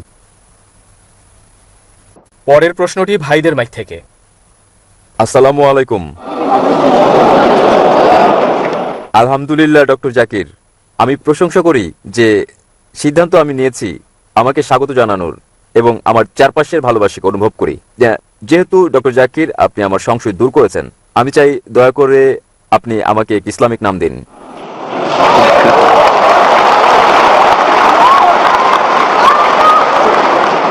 আপনি ইসলাম গ্রহণ করেছেন, আপনি চান আপনাকে একটা ইসলামী নাম দেই। আপনার নাম রাখতে পারেন বেলাল। বেলাল, মাশাআল্লাহ। সাহাবী বেলাল, মাশাআল্লাহ। আপনি নিজেকে বেলাল নামে পরিচয় দিতে পারেন এবং আমি আল্লাহর কাছে দোয়া করি তিনি যেন আপনাকে আরো পথ নির্দেশ দেন এবং দুনিয়া ও আখিরাতে উত্তম পুরস্কার দেন এবং ইনশাআল্লাহ আপনাকে জান্নাত দান করেন। আমাদের বোনদের মাইকে কি কোনো অমুসলিম আছেন? একজন অমুসলিম আছেন। ওকে, প্রশ্ন করুন বোন। আসসালামু আলাইকুম। আমি আপনাকে বলবো যদি কিছুটা আলোকপাত করেন বাইবেলের একটি অনুচ্ছেদের ওপর। এটি ওল্ড টেস্টামেন্ট, সলোমন অধ্যায় 5 অনুচ্ছেদ 16। এটি হিব্রু ভাষায়। Hiko mamitikim wikulo Muhammadim zidude wazarai baine Jerusalem. আমি জানি ইংরেজিতে মুহাম্মাদিমের ভাষান্তর করা হয়েছে সর্বাঙ্গীন সুন্দর। আমি যা জানতে চাই, কেন খ্রিস্টানরা জানে না যে মুহাম্মদ সম্পর্কে বলা হয়েছে বাইবেলে? বোন যে প্রশ্নটি করলেন তিনি উদ্ধৃতি দিয়েছেন হিব্রু ভাষায় অনুচ্ছেদ বাইবেলের সং অফ সলোমন থেকে অধ্যায় নম্বর 5 অনুচ্ছেদ 16 যাতে বলা হয়েছে হিকুম আমিতাকিম বিকুল্লি মুহাম্মাদিম জাইদুদি জাইরাই বাইনা জেরুসালেম। যার মানে বোন কেবল একটি শব্দের অনুবাদ করেছেন, এর মানে তিনি সবচেয়ে সুন্দর, তিনি সর্বাঙ্গীন সুন্দর, তিনি আমার প্রিয়, তিনি আমার বন্ধু, হে জেরুজালেমের কন্যারা। এই হচ্ছে তার উদ্ধৃত হিব্রু অনুচ্ছেদটির পূর্ণাঙ্গ অনুবাদ, এবং যাতে বলা হয়েছে ذكر متكم بكل محمد মুহাম্মাদিম। সেমেটিক ভাষায় যখন আপনি সম্মান দেখান তখন আপনি তাতে ইম লাগান, যেমন এলা ঈশ্বরকে বোঝায়, এলোহিম হচ্ছে ঈশ্বর প্রতি সম্মান। একই জিনিস মুহাম্মাদের নামে সাল্লাল্লাহু আলাইহি সাল্লাম তারা ইম যোগ করে, এবং এর মানে এতে বলা হয়েছে মুহাম্মাদিম। তাহলে আপনি যদি অরিজিনাল টেক্সট পড়েন, মুহাম্মদ সাল্লাল্লাহু আলাইহি সাল্লামের নাম এমনকি বাইবেলেও উল্লেখ আছে। বোন জানতে চাচ্ছেন তাহলে কেন খ্রিস্টানরা বিশ্বাস করে না নবী মুহাম্মদ সাল্লাল্লাহু আলাইহি সাল্লামকে? বোন, আপনার এই প্রশ্ন করা উচিত খ্রিস্টানদেরকে। আমি শত শত খ্রিস্টানকে এই প্রশ্নটা করেছি। আলহামদুলিল্লাহ, কেউ কেউ ইসলাম গ্রহণ করেছেন, তাদের বেশিরভাগই করেননি। তাই আমি আপনার সঙ্গে একমত যে নবী মুহাম্মদ সাল্লাল্লাহু আলাইহি সাল্লামের নাম বিশ্বের প্রধান প্রধান ধর্মগ্রন্থের বেশিরভাগেই উল্লেখ করা আছে, বাইবেল সহ। এবং যেমন আমি আগে বলেছি যে শুধু তাকে নাম ধরে উল্লেখ করা হয়নি, তার ভবিষ্যৎবাণীও করা হয়েছে বাইবেলের বিভিন্ন স্থানে। তার ভবিষ্যৎবাণী করা হয়েছে বুক অফ ডিটোরনমি অধ্যায় 18 অনুচ্ছেদ 18, বুক অফ ডিটোরনমি অধ্যায় 18 অনুচ্ছেদ 19, বুক অফ আইজায়া অধ্যায় 29 অনুচ্ছেদ নাম্বার 12, সং অফ সলোমন অধ্যায় 5 অনুচ্ছেদ নাম্বার 16। নিউ টেস্টামেন্টের ভবিষ্যৎবাণী করা হয়েছে গসপেল অফ জন অধ্যায় 14 অনুচ্ছেদ 16, গসপেল অফ জন অধ্যায় 15 অনুচ্ছেদ 26, গসপেল অফ জন অধ্যায় 16 অনুচ্ছেদ 7, গসপেল অফ জন অধ্যায় 16 অনুচ্ছেদ 12 থেকে 14। অনেক জায়গায় আছে বোন। তাই আমি খ্রিস্টানদেরকে জিজ্ঞেস করি, যেহেতু এটা স্পষ্ট করে উল্লেখ করা আছে সর্বশেষ চূড়ান্ত নবী মুহাম্মদ সাল্লাল্লাহু আলাইহি সাল্লাম সম্পর্কে, তবুও কেন তারা বিশ্বাস করেন না তাকে? সেসব খ্রিস্টান যারা আসলে অধ্যয়ন করেন এবং বিশ্লেষণ ও গবেষণা করেন, আলহামদুলিল্লাহ তারা গ্রহণ করেন ইসলাম। অন্যরা যারা সত্যকে গ্রহণ করতে চায় না এবং বলে, ও আমি খ্রিস্টান আছি 40 বছর ধরে, এখন আপনি চান যে আমাকে আমার ধর্ম বদলে ফেলতে হবে, তাই তারা ভীত। অনেক সময় এর মধ্যে ইগো চলে আসে। অনেক সময় মনে হয় সমাজ কি বলবে, অনেক সময় মনে হয় বন্ধুরা কি বলবে, আমার ক্রেতারা কি বলবে। তাই এইসব জিনিস তাদেরকে ইসলামের সৌন্দর্য গ্রহণে বাধা দেয়। যা তারা বোঝে না, তারা অখুশি করতে কিছু মনে করে না, স্রষ্টাকে কেবল পরিবার পরিজন আর বন্ধুদের খুশি করতে। স্রষ্টাকে খুশি করা আমাদের পরিবার পরিজন বন্ধুদের খুশি করার চেয়ে বেশি গুরুত্বপূর্ণ। তাহলে যারা স্রষ্টার গুরুত্ব বোঝেন, সর্বশক্তিমান ঈশ্বরের গুরুত্ব, আলহামদুলিল্লাহ তারা গ্রহণ করেন ইসলাম। বোন, আমি আপনার কাছে জানতে চাই, আপনি কি খ্রিস্টান নাকি মুসলিম? আমি প্রায় 6 মাস যাবৎ ইসলাম অধ্যয়ন করছি। মাশাআল্লাহ। তো এখন কি আপনি বিশ্বাস করেন ঈশ্বর একজন? হ্যাঁ, করি। আপনি কি বিশ্বাস করেন যীশু খ্রিস্ট ঈশ্বর, তারপর শান্তি বর্ষিত হোক? না, আমি করি না। আপনি কি বিশ্বাস করেন নবী মুহাম্মদ ঈশ্বরের পয়গম্বর সাল্লাল্লাহু আলাইহি সাল্লাম? হ্যাঁ।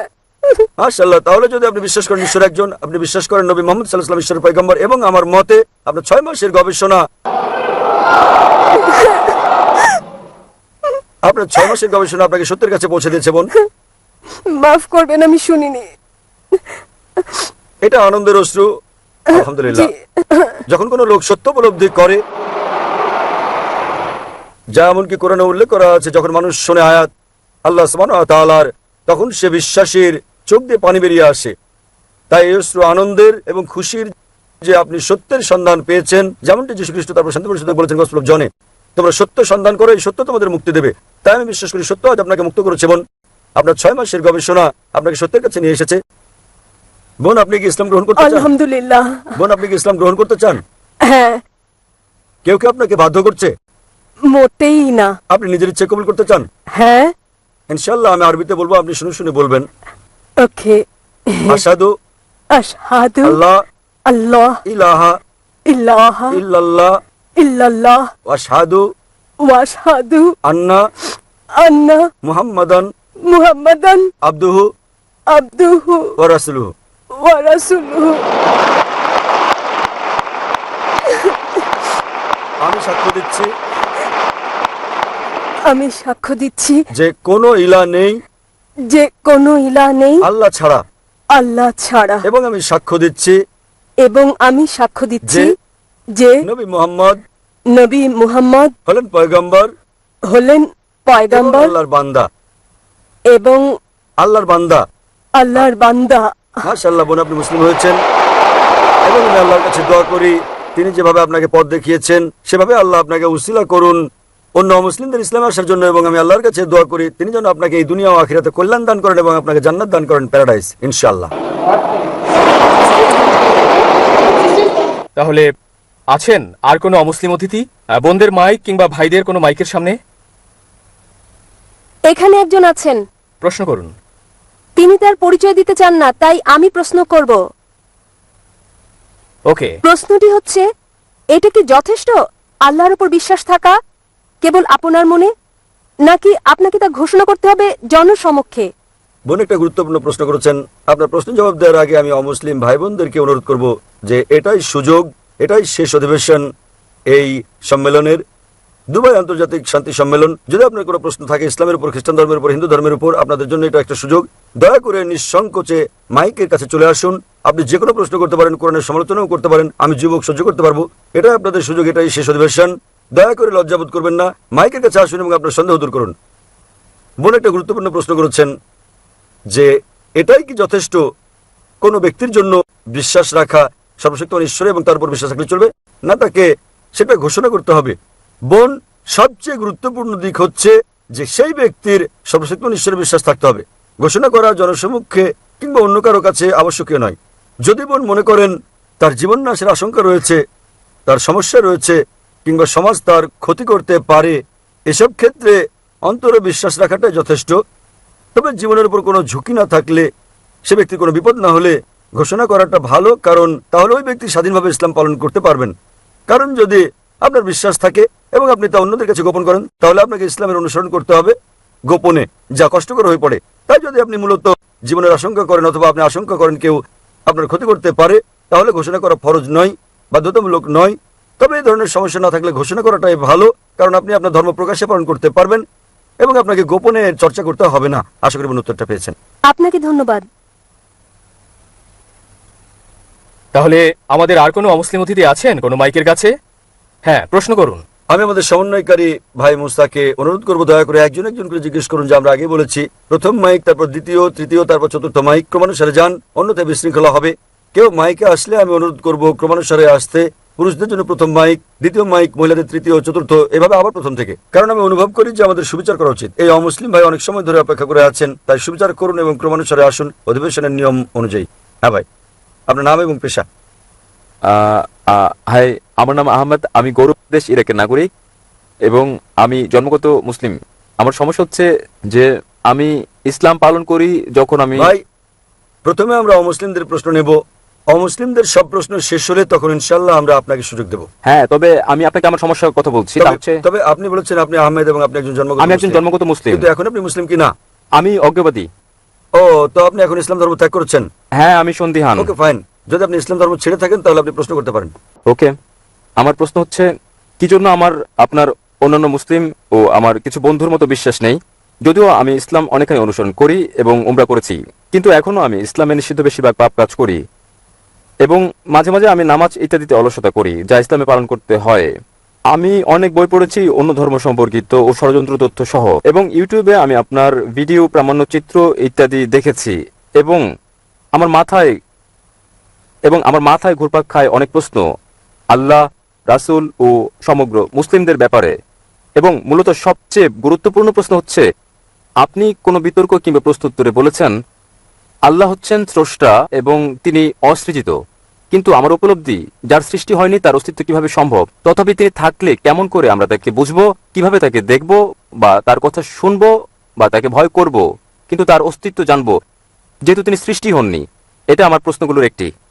ভাই আহমেদ বললেন যে তিনি জন্মগত মুসলিম, তিনি এসেছেন ইরাক থেকে, তিনি কোরআন পড়েছেন, অন্যান্য বইও পড়েছেন, কিন্তু তিনি অনেক পাপ করেছেন, তিনি বিশ্বাস করেন, মাঝে মাঝে তিনি অজ্ঞেয়বাদী হয়ে পড়েন এবং প্রার্থনায় আলস্য করেন।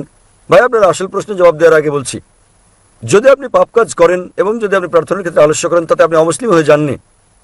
যতদিন আপনি বিশ্বাস করেন প্রার্থনা করা ফরজ, মাঝে মধ্যে বাদ পড়লে সেটা পাপ। এটা বড় পাপ যে মাঝে মাঝে আপনি প্রার্থনা করেন না, তবে তাতে আপনি অমুসলিম হয়ে যাননি। যদি আপনি বলেন প্রার্থনার প্রয়োজন নেই, তাহলে আপনি কুফর করছেন। তবে যদি আপনি মাঝে মাঝে পাপ করেন, কখনো ছোটখাটো পাপ, কখনো বড় পাপ, তখন এটা হারাম, অর্থাৎ নিষিদ্ধ, কিন্তু তা আপনাকে ইসলামের বাইরে ঠেলে দেয় না। মাঝে মাঝে শয়তানের ওয়াসওয়াসায় আপনাকে বলে, ও তুমি মুসলিম, কিন্তু ইসলামের এটা ঠিক নয়, এটা ভুল, এবং এটা মানুষের মনকে বিক্ষিপ্ত করে দেয়। সে সময় আপনার ঈমান দুর্বল হয়ে পড়তে পারে। তবে এসব আপনার ভাবা উচিত নয় যে আপনি অমুসলিম। আপনার প্রশ্ন অনুযায়ী যা আমি আমার লেকচারে বলেছি, এবং আপনি ঠিক যে সর্বশক্তিমান ঈশ্বর হচ্ছেন স্রষ্টা, কিন্তু নিজে সৃষ্ট নন। আপনি জিজ্ঞেস করেছেন কিভাবে অসৃষ্টকে, কিভাবে আমরা অসৃষ্ট জিনিস দেখি, কিভাবে এটা সম্ভব? আল্লাহ সুবহানাহু ওয়া তাআলা হচ্ছেন খালিক, তিনি স্রষ্টা, এবং সংজ্ঞা অনুযায়ী তিনি অসৃষ্ট। কারণ সচরাচর মানুষ বলে, যখন তারা যৌক্তিকভাবে প্রমাণের চেষ্টা করে সবকিছুরই স্রষ্টা আছে, কে এই টেবিল সৃষ্টি করেছেন, কাঠ মিস্ত্রি কোথায় পেলেন কাঠ, গাছ থেকে সৃষ্টি করেছেন কে এই গাছ, উত্তর আসে আল্লাহ। অর্থাৎ যখন অনেক লোক চেষ্টা করে কোনো নাস্তিককে বোঝাতে, তখন তারা বলে সবকিছুরই স্রষ্টা রয়েছে, আর তখন তারা পড়ে ফাঁদে। যখন নাস্তিক তাকে প্রশ্ন করে আল্লাহকে কে সৃষ্টি করেছেন, তাহলে আপনি যদি আমার ক্যাসেট শুনে থাকেন, আমি কখনো সে পথে জানি, আমি জিজ্ঞেস করি নাস্তিকদেরকে, কিভাবে তুমি বিশ্ব ব্রহ্মাণ্ড সম্পর্কে জানলে, কিভাবে তারকারাজির সূর্যের কার্যপ্রণালী সম্পর্কে জানলে, তখন সে বলে এবং পেছনে ফেরে বলে স্রষ্টা। তাহলে এটা পরস্পর বিপরীত। যদি আপনার জানা থাকে কিভাবে যুক্তি দিতে হয়, আপনি এই সমস্যা নিয়ে কখনোই নাস্তিকের ফাঁদে পা দেবেন না। মুসলিমরা, বিশ্বাসীরা আল্লাহকে সৃষ্টির ব্যাপারে বলেন সংজ্ঞাগতভাবে আল্লাহ হলেন অসৃষ্ট। এবং যদি আপনি প্রশ্ন করেন আল্লাহকে কে সৃষ্টি করেছেন, যদি আমার লেকচার শুনে থাকেন, আমি উত্তরটা দিয়েছি। ধরেন এক ব্যক্তি এসে আমাকে বলল যে আমার ভাই জন, হ্যাঁ আমি জানি, আমি দেখেছি, আমি শুনেছি, তবে আমি বলতে চাই কিভাবে তিনি বিরাজ করেন সেটাই আল্লাহ, যদি তিনি অসৃষ্ট সেটাই হন। আপনিও আল্লাহর মধ্যে তফাৎ। তিনি কিভাবে বিরাজমান, মানে তিনি বিরাজিত ছিলেন পূর্ব থেকে, তার কোনো শুরু নেই। আপনার এবং আমার শুরু আছে মানুষের বেলায়, আর সেটাই আমাদের আল্লাহর মধ্যে পার্থক্য। আপনি বলতে পারেন না যে আল্লাহকে আমাদের মতো হতে হবে। যদি আল্লাহ আপনার আমার মতো হন, তাহলে তার ইবাদত করবো কেন? তাই আপনি কি বিগ ব্রাদারের ঘটনা কখনো শুনেছেন? এটি ব্যবহৃত হয় বিভিন্ন ক্ষেত্রে ও রাজনৈতিক কার্যকলাপে জনসাধারণকে নিয়ন্ত্রণ করতে। এই ধারণায় অনেক দেবদেবী যুক্ত করে পরবর্তীতে এটিকে একটি একেশ্বরবাদী ধর্মে পরিণত করা হয়েছে বিষয়টিকে সহজ করার বিগ জন্য। ব্রাদার আমি কখনো শুনি বিগ ব্রাদার ধর্মের নাম। এটি একটি ধর্ম, এটা হচ্ছে একটি মতবাদ, একটি ধারণা, মূলত উদাহরণ। এতে কি বলা হয়েছে? কি এই ধারণায় কি বলা হয়েছে? এতে কি বলা হয়েছে সেটা হচ্ছে, যখন আপনার একজন বড় ভাই থাকে, আপনার জীবনযাপন নির্বিঘ্ন হয়, যখন সার্বক্ষণিক দেখাশোনার জন্য আপনার কেউ থাকে, সবসময় আপনাকে বোঝেন, রক্ষা করেন, আপনার সঙ্গে থাকেন এবং আপনি তার সঙ্গে কথাও বলতে পারেন, যদিও তিনি কখনো আপনার সাথে কথা বলেন না, থাকতে পারেন আপনার স্বপ্নে ইত্যাদিতে, ফলে আপনার জীবন ধারণ সহজ হয়। যার কোনো বিগ ব্রাদার নেই এবং সব কাজ সহজে নিয়ন্ত্রণ করেন না এবং পুরোপুরি স্বাধীনতা ভোগ করা বড় শাসক ব্যক্তির জন্য বিপজ্জনক। এতে কি বলা হয়েছে আমি জানি না। বিগ ব্রাদার থাকতেও পারেন, বিগ ব্রাদার নাও থাকতে পারেন, তাতে কি এসে যায় ইসলাম এবং আল্লাহর? তাতে কি এসে যায়? কারণ মূলত আল্লাহ সবসময় আপনার খেয়াল রাখছেন। তিনি, তাহলে আপনি কি বলতে চান আল্লাহ একজন বড় ভাইয়ের মতো? একেবারেই আপনার সুরক্ষার জন্য আপনি তাকে ব্যবহার করছেন, আপনি তাকে ছেড়ে দেবেন না। আপনি জানেন আমি কি বলছি। দেখেন, এটা হচ্ছে একটা হাইপোথিসিস, এটা হচ্ছে একটা ধারণা। যদি আপনি শুনে থাকেন কিভাবে আমি বোঝাই কোন নাস্তিককে, যদি আপনি আমার উত্তর শোনেন, আপনি বলেছেন আমি অজ্ঞবাদী, আপনি নাস্তিক। হ্যাঁ, আমার প্রথম কাজ হচ্ছে আমি তাকে অভিনন্দন জানাই। কি? আমি তাকে অভিনন্দন জানাই। হ্যাঁ আপনি কি আমার উত্তর শুনেছেন? হ্যাঁ, আপনি তাকে অভিনন্দন জানান। তবে আমি কোনো নাস্তিকের সঙ্গে আপনার বিতর্ক দেখিনি, আমি কেবল কিছু প্রশ্নের জবাব দিতে দেখেছি। ফাইন, তাহলে কি আপনি নাস্তিকের উত্তর শুনেননি? না, তবে আমি ডেভিড উইলিয়াম ক্যাম্পবেলের সঙ্গে আপনার বিতর্ক দেখেছি। ডেভিড উইলিয়াম ক্যাম্পবেল তো নাস্তিক নন। জি জি। যখন কোন নাস্তিক আমাকে বলে তিনি আপনার মতো বিগ ব্রাদার তত্ত্বের মতো ঈশ্বরে বিশ্বাস করেন না, হ্যাঁ, এবং আপনি এই তত্ত্বে বিশ্বাস করলে, আমি আপনাকে জিজ্ঞেস করব, প্রথম কাজ হচ্ছে আমার নাস্তিককে অভিনন্দন জানানো। কেন জানেন? হ্যাঁ, কারণ তারা ভাবে এবং তারা অনুসরণ করে না যা তাদের পিতামাতার করে এবং যে জাতীয়। না, আমি তাকে অভিনন্দন জানাই কারণ তিনি অন্ধবিশ্বাস করেন না। অন্যরা অন্ধবিশ্বাস করছে। তিনি খ্রিস্টান কারণ তার পিতা খ্রিস্টান, তিনি হিন্দু কারণ তার পিতা হিন্দু, বেশিরভাগ মুসলিমের পিতা মুসলিম হওয়ার কারণে মুসলিম। তিনি ভাবছেন, তিনি বলছেন কোনো ঈশ্বর নেই। তিনি বলছেন ইসলামী শাহাদার প্রথম অংশ লা ইলাহা। যে কারণে আমি তাকে অভিনন্দন জানাই তা হচ্ছে তিনি বলছেন প্রথম অংশ ইসলামী শাহাদার, ইসলামী রীতির লা ইলাহা। কেবল যে জিনিসটা আমাকে করতে হবে তা হচ্ছে ইল্লাল্লাহ, যা আমি করবো ইনশাল্লাহ। তাই যদি আপনি আমার উত্তর শুনে থাকেন, একজন নাস্তিক হয়েছেন কারণ তিনি বিজ্ঞানে বিশ্বাস করেন, যুক্তিতে বিশ্বাস করেন। অথবা আমি তাকে জিজ্ঞেস করি, যদি তার সামনে একটি যন্ত্র আনা হয় যা বিশ্বের কেউ কখনো আগে দেখেনি, এবং যদি এই প্রশ্ন করা হয় যে কে সর্বপ্রথম এই নতুন যন্ত্রের গঠন পদ্ধতি বলতে পারবে, তাহলে উত্তরটা কি? অবশ্যই এর স্রষ্টা, এর উৎপাদনকারী, এর নির্মাতা। স্রষ্টা, উৎপাদনকারী, প্রস্তুতকারী। তাহলে যখন আমরা তাকে জিজ্ঞেস করি যে কিভাবে এই পৃথিবী সৃষ্টি হলো, তিনি বিগ ব্যাং এর কথা বলবেন। তিনি যা বলবেন তা 1400 বছর আগে উল্লেখ করা হয়েছে কোরআনে, সূরা আম্বিয়া অধ্যায় নম্বর 21 আয়াত নম্বর 30। أولم يرى الذين كفروا أن السماوات والأرض كانت رتقا ففتقناهما। অবিশ্বাসীরা কি দেখে না আসমান ও জমিন একত্রিত ছিল এবং আমি তাদের পৃথক করেছি? এটা আপনারা জেনেছেন 50 বছর আগে কোরআনে এটা উল্লেখ করা হয়েছে। 1400 বছর আগে কে উল্লেখ করতে পারেন? ঠিক আছে, বিভিন্ন সভ্যতা 2000 বা 5000 খ্রিস্টপূর্ব সালে, ইসলাম কিংবা খ্রিস্ট ধর্মের আগে, সে সময় বিভিন্ন সভ্যতা ছিল, তারা জ্যোতির্বিজ্ঞানে পারদর্শী ছিল এবং তারা এখন আমরা যা জানি তার চেয়ে বেশি জানতো আমাদের সৌরজগৎ সম্পর্কে। ভাই, আপনার বিজ্ঞান সম্পর্কে জ্ঞান কম, গভীর নয়। আমি একমত। এমন কিছু বিষয় রয়েছে যাকে বলা হয় হাইপোথিসিস। উদাহরণস্বরূপ আমরা জানতে পেরেছি, আমাদের কাছে প্রমাণ আছে যে পৃথিবীকে ডিম্বাকৃতি বলা হয়েছে 1577 সালে। আমি জানি যে খ্রিস্টপূর্ব 600 সালে পিথাগোরাস ছিলেন যিনি বিশ্বাস করতেন যে পৃথিবী ডিম্বাকৃতি। পিথাগোরাস বিশ্বাস করতেন পৃথিবী ডিম্বাকৃতি। তিনি এও বিশ্বাস করতেন পৃথিবী মহাবিশ্বের কেন্দ্রবিন্দু, যেটা ছিল ভুল। আপনি আমাকে এমন একটা সভ্যতা দেখান যা কোরআনে বর্ণিত সবকিছু বিশ্বাস করত। আমি আপনাকে চ্যালেঞ্জ করছি, আপনি যা বলেছেন আপনি কি বোঝাতে চান? কোন ব্যক্তি ছিলেন যিনি বলেছেন ঠিক আছে এই সভ্যতার 100টি জিনিসের মধ্যে 2টো জিনিস ঠিক, 100 জিনিসের মধ্যে 5টি জিনিস ঠিক। এই 100-র মধ্যে যাচাই বাছাই কে করতে পারেন? আর কেউ নন, স্রষ্টা। যদি আপনি জানেন 10টি ভিন্ন ভিন্ন সভ্যতা ছিল, শত শত সভ্যতা ছিল, আমরা জানি অতীতে এমন একটিও সভ্যতা ছিল না যারা বিজ্ঞানের সবকিছু জানতো আজ আমরা যা জানি। তাহলে কোথায় আপনার যুক্তি, কোথায় আপনার তত্ত্ব? আমি জানি নির্দিষ্ট বিষয়গুলো ছিল ধারণাগত, যা পরে প্রমাণিত হয়েছে, কিন্তু এমন একটি সভ্যতাও ছিল না যারা সবকিছু জানতো যা কোরআনে উল্লেখ করা হয়েছে। তাহলে উত্তর চলে আসছে মূল প্রশ্নের, এসবগুলো কোরআনে কে সংরক্ষণ করেছেন? 1400 বছর আগে কেউ কি পারত বলতে ঠিক আছে 100 জিনিসের মধ্যে 3টি ঠিক, এই 100-র মধ্যে 2টো ঠিক, এই 100-র মধ্যে এটা সম্ভব নয়, গাণিতিকভাবে এটা সম্ভব নয়। Well, আপনি অতিরিক্ত কোনো বিষয়ের ধারণা দেননি। আমি বুঝাতে চাই জ্ঞানী শক্তি এবং ভাই আমি আপনাকে একটা সহজ প্রশ্ন করেছি, এখানে বিতর্ক করতে আসিনি। হ্যাঁ, আমি আপনাকে একটা প্রশ্ন করছি, এমন একটা সভ্যতার কথা বলুন আপনি অন্য কিছু জানতে চাচ্ছেন। আমরা হ্যাঁ। এখানে আলোচনায় বসিনি, আপনি রুমে আসতে পারেন আলোচনার জন্য। আপনি প্রশ্ন করবেন, আমি আপনাকে উত্তর দেবো। আপনি পুরনো সভ্যতার কথা বললেন, আমি বললাম ঠিক বলেছেন, তবে 100-র মধ্যে 98টি ছিল ভুল। তাই আমি আপনাকে জিজ্ঞেস করি কে এসব করে উল্লেখ করেছেন? আপনি এখন অন্য কিছু হ্যাঁ, বলছেন। হ্যাঁ। আমি আপনাকে সাধারণ প্রশ্ন জিজ্ঞেস করছি 2 যোগ 2 সমান কত? আপনি বলছেন, আমি বলছি 3 গুণ 3 সমান কত? আমি আপনার নাম জিজ্ঞেস করছি, আপনি বলছেন আপনি কোথায় থাকেন। হ্যাঁ, আমি আপনাকে একটা সাধারণ প্রশ্ন করছি, আমাকে একটা সভ্যতার নাম বলেন যার সবকিছু ছিল যা কোরআনে উল্লেখ আছে। আপনি একটু জানেন কিনা, হ্যাঁ কিনা? ওয়েল, সবকিছু অবশ্যই নয়। এমনকি 10%ও নয়। কেন? বেবিলনীয়রা তো জানতো কিছু গ্রহ সম্পর্কে এবং এ ধরনের। কোরআনে কেবল গ্রহের কথাই বলা হয়নি, কোরআনে হাজারো জিনিসের কথা বলা হয়েছে। ধরেন 1000 জিনিস কোরআনে আছে, এই 10% সমান 100টা জিনিস। বেবিলনীয়রা কি পবিত্র কোরআনের 100টি বিষয় সম্পর্কে জানতো? না, কারণ তারা আপনি পারতো। জানেন না, তারা 5-6টি জিনিস জানতো। পার্সেন্টেজের হিসেবে খুবই কম।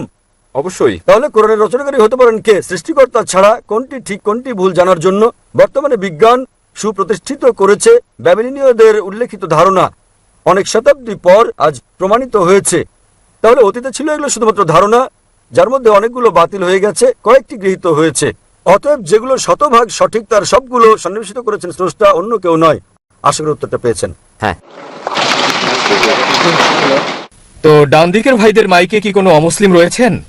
হ্যাঁ ভাই, একজন আছেন। প্রশ্ন করুন। শুভ সন্ধ্যা, আমি মহেশ। আমার জন্ম 1979 সালে। হয়তো মৃত্যু পর্যন্ত আমি এখানে থাকব, হয়তো 2030 কিংবা 40 যদি পৃথিবী থাকে। আমি কেবল জানতে চাই 1979 সালের আগে পর্যন্ত আমি কোথায় ছিলাম, মৃত্যুর পর আমি কোথায় থাকব। যদি এই পৃথিবীতে থাকি একটা নির্দিষ্ট সময় পর্যন্ত, আমি তখন কার প্রতিনিধিত্ব করব? ভাই প্রশ্ন করলেন যে তিনি 1979 সালে জন্মগ্রহণ করেন এবং বর্তমানে তিনি ইউএইতে আছেন। তিনি জানতে চান পরে তিনি কোথায় থাকবেন। তিনি বলছেন খুব সম্ভবত তিনি এখানে 2030 সাল পর্যন্ত থাকবেন যদি পৃথিবী থাকে। মৃত্যুর পর তিনি কোথায় থাকবেন এবং আপনি কার প্রতিনিধিত্ব করছেন? ভাই আপনি নিজের প্রতিনিধিত্ব করছেন। যদি না আপনি করে থাকেন কোনো কারসাজি অথবা লুকানোর চেষ্টা কিছু না করেন, যদি আপনি সঠিক হন তাহলে আপনি আপনার প্রতিনিধিত্ব করছেন। 1 নম্বর পয়েন্ট, মৃত্যুর পর আপনি কোথায় থাকবেন তা নির্ভর করছে আপনি কি অনুসরণ করছেন। যদি আপনি অনুসরণ করেন সর্বশেষ চূড়ান্ত এই মহিমান্বিত কোরআন, মৃত্যুর পর আপনি স্বর্গে থাকবেন। যদি আপনি স্রষ্টার আইনের বিরুদ্ধে যান, সর্বশেষ চূড়ান্ত বাণী কোরআনের বিরুদ্ধে, তাহলে মৃত্যুর পর আপনি নরকে যাবেন। তবে আমি জানি না আপনি মেনে নেবেন কিনা সর্বশক্তিমান ঈশ্বরের নির্দেশ আজ যা আপনি করেছেন 1979 সাল থেকে 2012 সালের 14 এপ্রিলের মধ্যে যা কিছু করেছেন সব মাফ হয়ে যাবে, সব মাফ, শূন্য, আপনাকে মাফ করে দেওয়া হবে। তাহলে অতীতে আপনি যা কিছু করেছেন অতীতের সব মাফ হয়ে যাবে, কারণ আমাদের প্রিয় নবী মুহাম্মদ সাল্লাল্লাহু আলাইহি ওয়াসাল্লাম বলেছেন যে মুহূর্তে কেউ গ্রহণ করে ইসলাম তার আগের সব পাপ মাফ হয়ে যাবে। তাই স্রষ্টার আইন অনুসরণ করার উপর ভিত্তি করে আপনি কোথায় থাকবেন আমি বলতে পারি, কিন্তু আপনি জানেন না যে আপনি কখন মারা যাবেন। সেক্ষেত্রে যদি আপনি বলেন আপনি জানেন কি বলবো, হয়তো আমি 2030 সাল পর্যন্ত বাঁচবো, তাই 2029 সালে আমি ইসলাম গ্রহণ করব। ভাই আপনি জানেন না, এমনকি আমিও জানি না কতদিন আপনি বাঁচবেন। এবং আপনি ঠিকই বলেছেন যদি পৃথিবী থাকে, আমি জানি না কতদিন পর্যন্ত পৃথিবী টিকে থাকবে। আল্লাহ কোরআনে বলেছেন সূরা লুকমান অধ্যায় নম্বর 31 আয়াত নম্বর 34, আল্লাহ ছাড়া পৃথিবী শেষ হওয়ার সময় কেউ জানে না এই পৃথিবীর শেষ কখন। আমরা জানি না এটা কত বছর থাকবে, কত দশক থাকবে, আমরা জানি না কতদিন আপনি বাঁচবেন, আমি বাঁচবো, আমি জানি না। সুতরাং উত্তম হচ্ছে যখনই আপনি সত্য জানতে পারলেন তখনই তা গ্রহণ করেন। অতীতের সব গুনাহ মাফ হয়ে যাবে। তারপর আপনি চেষ্টা করেন অনুশীলন অনুসরণের যতটা আপনি পারেন। তাহলে মৃত্যুর পর আপনি কোথায় থাকবেন তা আপনার উপরে নির্ভর করবে। আমি কেবল আপনাকে পথটা বলে দিতে পারি। আল্লাহ কোরআনে বলেছেন সূরা গাসিয়া অধ্যায় নম্বর 88 আয়াত নম্বর 21 ও 22 আল্লাহ বলেছেন, فذكر انما انت مذكر। তিনি নবীকে বলছেন তোমার দায়িত্ব বাণী পৌঁছে দেয়া, হেদায়েত দান করা আল্লাহ সুবহানাহু ওয়া তাআলার হাতে। তাই আমি আপনাকে জিজ্ঞেস করতে পারি ভাই, মৃত্যুর পর আপনি স্বর্গে না নরকে যেতে চান? আপনার মৃত্যুর পর আপনি কি স্বর্গে যেতে চান না নরকে? সত্যি বলতে কি আমি জানি না, আপনি জানেন না। কারণ আমার কাছে স্বর্গ নরক সবকিছুই এখানে, এটা আমাদের উপর নির্ভর করে। হ্যাঁ, এটা অস্থায়ী স্বর্গ নরক, আপনি জানেন অস্থায়ী। যেমন আমি আগে বলেছি, কোরআনে বলা হয়েছে সূরা মুলক অধ্যায় নম্বর 67 আয়াত নম্বর 2, الذي خلق الموت والحياة। তিনি আল্লাহ যিনি সৃষ্টি করেছেন মৃত্যু ও জীবন, যাতে তিনি পরীক্ষা করতে পারেন তোমাদের মধ্যে কর্মে কে উত্তম। এটা একটা পরীক্ষা। এই পৃথিবীতে মানুষ গড়ে 60-70 বছর বাঁচতে পারে, কেউ আবার মারা যায় 20 বছরে, কেউ 50 বছরে, কেউ বা বাঁচে 100 বছর, গড়ে হতে পারে 60-70 বছর। তাই এটা একটা অস্থায়ী জীবন, পরবর্তী জীবন অসীম। তাহলে আপনি বলছেন স্বর্গ নরক এখানেই, এবং তারপর যদি আপনি এই জীবনকে স্বর্গ বানাতে চেষ্টা করেন, বিলাসিতা করেন, জীবনকে উপভোগ করেন, মদপান করেন, তাহলে পরবর্তী জীবন হবে নরক। কারণ কোরআন আল্লাহ বলেছেন সূরা হুদে যে যারা চাই ইহকাল, আল্লাহ তাদেরকে ইহকাল দেবেন, কিন্তু পরকাল তাদেরকে দেবেন না। আর যারা পরকাল চায়, আল্লাহ তাদেরকে পরকাল তো দেবেন, ইহকালও দেবেন। তাই একজন ব্যবসায়ী হিসেবে যদি কেউ বলে যে আপনাকে সামান্য জ্বালা যন্ত্রণা দেব এই 70 বছর ধরে, পরবর্তী জীবনটা তো হচ্ছে অশেষ, সেটা অসীম, সর্বদা আনন্দ, তাহলে এই জীবন 0.0001% পরবর্তী জীবনের। ব্যবসায়ী হিসেবে আপনি কথা বলতে কিছু মনে করবেন না, ওকে এই অল্প সময় অসুবিধায় আমি কিছু মনে করবো না, কারণ জানি অল্প সময় পরীক্ষার আগের মতো আপনার সংগ্রাম করা, আপনার রাত জায়গায় আপনি ঘুমান কিংবা অল্প ঘুমিয়েছেন এবং তারপর আপনি পরীক্ষা দিয়েছেন। সেই অল্প কয়েকটা দিনের জন্য আপনি কঠোর পরিশ্রম করেছেন যাতে ভবিষ্যতে আপনার মঙ্গল হয়। একই রকম ভাই এই জীবন হচ্ছে পরকালের জন্য একটা পরীক্ষা। যদি আপনি হিন্দু হন, আপনি মহেশ হন, এবং যদি আপনি হিন্দু ধর্মগ্রন্থ সময় বিশ্বাস করেন, একই কথা বলা হচ্ছে বেদে। যদি আপনি ঋগ্বেদ পড়েন বই নম্বর 10 অধ্যায় নম্বর 16 শ্লোক নম্বর 4 ও 5, এখানে বলা হচ্ছে পুনর্জন্ম সম্পর্কে। পুনর মানে পরের, জন্ম মানে জীবন, পরকাল সম্পর্কে একই কথা বলা হচ্ছে কোরআনে। তাই এই জীবনে আপনি এসেছেন এবং এর পরের জীবন, জন্ম পুনর্জন্মের, জন্ম মৃত্যু, জন্ম মৃত্যু, জন্ম মৃত্যু চক্রের কথা বেদে বলা হয়নি। এতে বলা হয়েছে পুনর্জন্মের কথা, মানে পরের জীবন, যা কোরআনে বলা হচ্ছে। তাহলে একজন প্রকৃত ভালো মানুষ এটা ভাববেন, একজন ভালো ব্যবসায়ী হিসেবে পরের জীবনটা বহুগুণ করতে থাকুন। এই জীবন ক্ষুদ্র, অতি ক্ষুদ্র, নগণ্য, 0.0001% পরের জীবনের তুলনায়। তাই জ্ঞানী ব্যক্তি হিসেবে এই জীবনে কষ্ট পেতে আপনি কিছু মনে করবেন না, যাতে আপনার পরের জীবনটা কাটে স্বর্গে, জান্নাতে। তাহলে ভাই, আপনি কি পরের জীবনে স্বর্গে না নরকে যেতে চান? ভাই জি স্যার।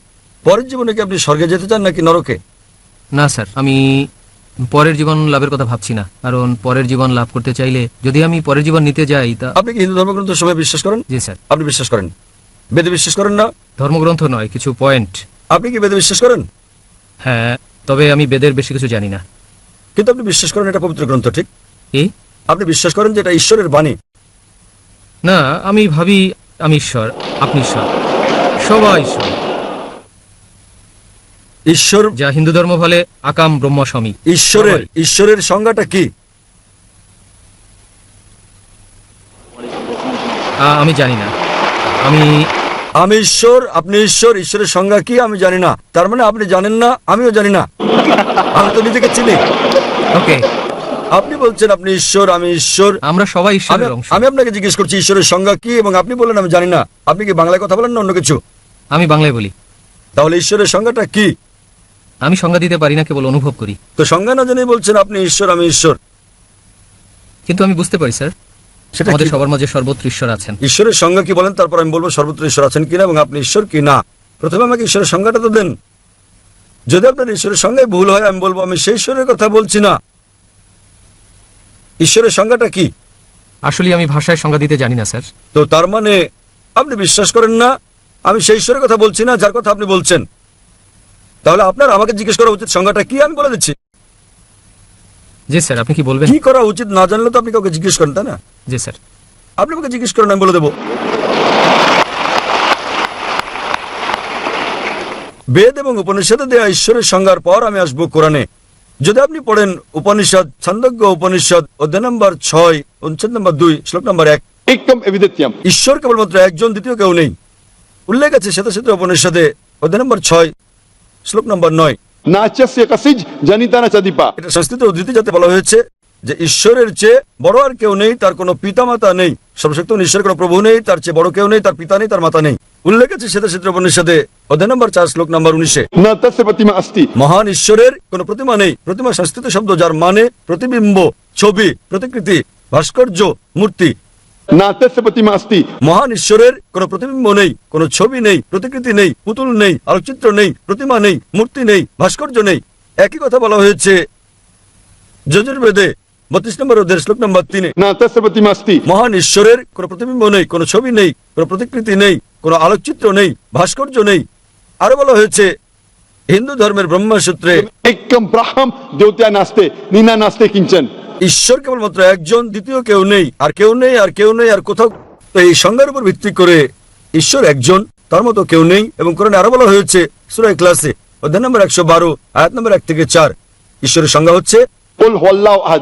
বলো তিনি আল্লাহ এক এবং অদ্বিতীয়। अल्लाहु समद। আল্লাহ চিরস্থায়ী ও চিরঞ্জীব। लम यलिद वलम यूलद। তিনি কাউকে জন্ম দেননি, কখনো জন্ম নেননি, वलम यकुल लहु कुफुवन अहद। এবং তার সমকক্ষ কেউ নেই। कुल हुवल्लाहु अहद। বলো আল্লাহ এক এবং অদ্বিতীয়। মানুষ কি কেবলমাত্র আপনি একা, নাকি আমি একাই মানুষ? হ্যাঁ কি না? হ্যাঁ কি না? আমি একজন মানুষ। শুধুমাত্র আপনি কি একাই মানুষ, কেবলমাত্র একা? না না না, আমি অনেকের कुल মধ্যে একজন। हुवल्लाहु अहद। বলো তিনি আল্লাহ এক এবং অদ্বিতীয়। अल्लाहु समद। আল্লাহ সার্বভৌম চিরস্থায়ী। আপনি কি সার্বভৌম চিরস্থায়ী? আপনি কি সার্বভৌম এবং চিরস্থায়ী? না, তো কিভাবে আপনি ঈশ্বর হতে পারেন? আমি চিরস্থায়ী নই, আমি কিভাবে ঈশ্বর হতে পারি? लम यलिद वलम यूलद। তিনি কাউকে জন্ম দেননি, তাকে কেউ জন্ম দেয়নি। আপনাকে কি জন্ম দেওয়া হয়েছে? আপনি কি জন্ম নিয়েছেন? আপনি জন্মেছেন কি না? হ্যাঁ। তাহলে কি করে আপনি ঈশ্বর হবেন? এমনকি আমি জন্ম নিয়েছি, আমি কি করে ঈশ্বর হই? আপনার কি সন্তান আছে? আমি জন্ম দিয়েছি, আমার সন্তান আছে। আপনার সন্তান আছে? হ্যাঁ। কিভাবে আপনি ঈশ্বর হতে পারেন? वलम यकुल लहु कुफुवन अहद। তার সমকক্ষ কেউ নেই। আসলে তার মানে আপনার আমি যা ঈশ্বরের বলছি- সংজ্ঞা ভুলে যান। আপনি ঈশ্বর সম্পর্কে যা বলেছেন, আমি আমার দেয়া ঈশ্বরের সংজ্ঞা বলছি। ঈশ্বর সম্পর্কে আপনি যা বলেছেন তা এখন ভুলে যান। সেটা হতে পারে গড, হতে পারে ছোট হাতের জি। আমি ছোট হাতের জি দিয়ে গডের কথা বলছি না, যা আপনি বলছেন। আমি বলছি বড় হাতের জি দিয়ে গড। তিনি কেবলমাত্র একজন, তিনি সর্বশক্তিমান, তিনি চিরঞ্জীব। তিনি কাউকে জন্ম দেননি, তাকে কেউ জন্ম দেয়নি, তার সমকক্ষ কেউ নেই। এই সংজ্ঞার উপর ভিত্তি করে আপনি নিজেকে ঈশ্বর বলতে পারেন কি? আমি কি নিজেকে ঈশ্বর বলতে পারি? চাইলে আপনি পারেন। আমি আপনাকে জিজ্ঞেস করছি, আপনি কি জন্মেছেন? বলছেন হ্যাঁ। যদি আপনি ইচ্ছে করেন আপনাকে উন্মাদ বলা হবে। না স্যার, আমি যা বলছি সেটা আপনার আমি দেয়া- ঈশ্বরের অংশ। আপনি বলছেন একমাত্র ঈশ্বর না, আমি অনুভব করি আমি এর অংশ, বৃহৎ ঈশ্বরের। আমরা সবাই তার অংশ। হতে পারে আমরা আলাদা হয়ে গেছি, যেমন সেটা পৃথিবী আপনার দেয়া ঈশ্বরের সংজ্ঞা, সেটা বেদের ঈশ্বরের সংজ্ঞা নয়। এটা ঈশ্বরের সংজ্ঞা নয় যেটা আছে কোরআনে। তাহলে আমি বলি এই ঈশ্বর এক ভিন্ন ঈশ্বর। আমি সেই ঈশ্বরের কথা বলছি না যেটা আপনি বিশ্বাস করেন, আমি সেই ঈশ্বরের কথা বলছি যাকে আমি বিশ্বাস করি। তিনি এক, তিনি সবকিছুর অংশ নন। আপনার ঈশ্বর আপাতত ভুলে যান, পাশে সরিয়ে রাখুন। ফাইন, যে ঈশ্বরের কথা আপনি বলছেন তাকে আপাতত সরিয়ে রাখুন। আমি আমার ঈশ্বরের সংজ্ঞার কথা বলছি। আপনি বুঝলেন? তিনি কেবলমাত্র একজন, তিনি সর্বশক্তিমান। আপনি কি সর্বশক্তিমান? আপনি কি সর্বশক্তিমান? না, সর্বশক্তিমান নই। তাহলে আপনি ঈশ্বর নন। আমি যার কথা বলছি, যে ঈশ্বরের কথা আপনি বলছেন সেটা বাদ দেন। ওকে, ঠিক আছে, আমি আমার ঈশ্বরের কথা বলছি। তাহলে লা ইলাহা, কোনো ঈশ্বর নেই, সব মিথ্যা দেবতারা ভুল, আপনি তাদের বাদ দেন। আমি সঠিক সংজ্ঞার কথা বলছি। যদি কেউ বলে যে 2 + 2 = 5, এই সমীকরণ বাদ দেন। ঈশ্বর যার কথা আমি বলছি, সত্তা যার কথা আমি বলছি, তিনি একক, তিনি সর্বশক্তিমান, তিনি চিরঞ্জীব। তিনি কাউকে জন্ম দেননি, তাকে কেউ জন্ম দেয়নি। তিনি জন্ম নেননি, তিনি কাউকে জন্ম দেননি, এবং তার সমতুল্য কেউ নেই। তিনি কেবলমাত্র একজন। আপনি কি এরকম একজন ঈশ্বর বিশ্বাস করেন? না স্যার, আমি বিশ্বাস করি না। সেটাই সমস্যা। তার মানে আপনি সত্যিকারের ঈশ্বর বিশ্বাসী নন। আপনার প্রতি আমার অনুরোধ, হিন্দু ধর্মগ্রন্থ সমূহের যে উদ্ধৃতি আমি দিয়েছি সেগুলো পড়ুন, বাড়িতে আমি গিয়ে কোরআনের বলতে চাই, অনুবাদ পড়ুন। আমি- আসল ঈশ্বরকে আপনি খুঁজে বের করার চেষ্টা করুন। এসব ভুয়া ঈশ্বরদের নয়, আমি ঈশ্বর, আপনি ঈশ্বর। আমি নিজেকে ঈশ্বর বিবেচনা করি না। আপনি আমাকে ঈশ্বর বললে আমি বলবো হ্যাঁ ঈশ্বর। আমি এতটা বোকা নই যে আপনি বললে ঈশ্বর হয়ে যাব। আপনি নরকে যেতে চান, যান। আমি চাই না, আমি চাই না আপনি আমাকে নরকে নিয়ে যান। আমি স্বর্গে যেতে চাচ্ছি, আপনাকেও স্বর্গে নিতে চাই আমি। যদি আমি আপনার সঙ্গে একমত হই যে আপনি ঈশ্বর এবং আমি ঈশ্বর, আমরা দুজনেই তো নরকে যাব। আমি চাই দুজনেই স্বর্গে যাই। তাই আমি অনুরোধ করি আপনি আপনার ধর্মগ্রন্থ পড়ুন, বেদ, উপনিষদ, কোরআন পড়ুন, নিজেকে শিক্ষা দিন এবং আমার সঙ্গে যোগ দিন। আমরা দুজনেই স্বর্গে যাবো ইনশাল্লাহ। ধন্যবাদ, ধন্যবাদ।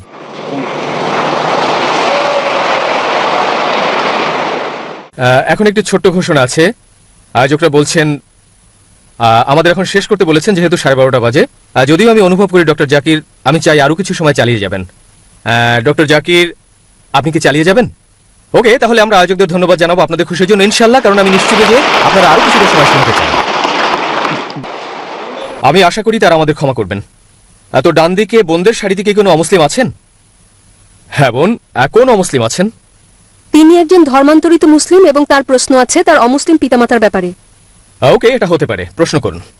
আসসালামু আলাইকুম ওয়া রাহমাতুল্লাহি বারাকাতুহু। আমি জিজ্ঞেস করতে চাই কিভাবে আমি দাওয়াহ দিতে পারি আমার পিতামাতার কাছে।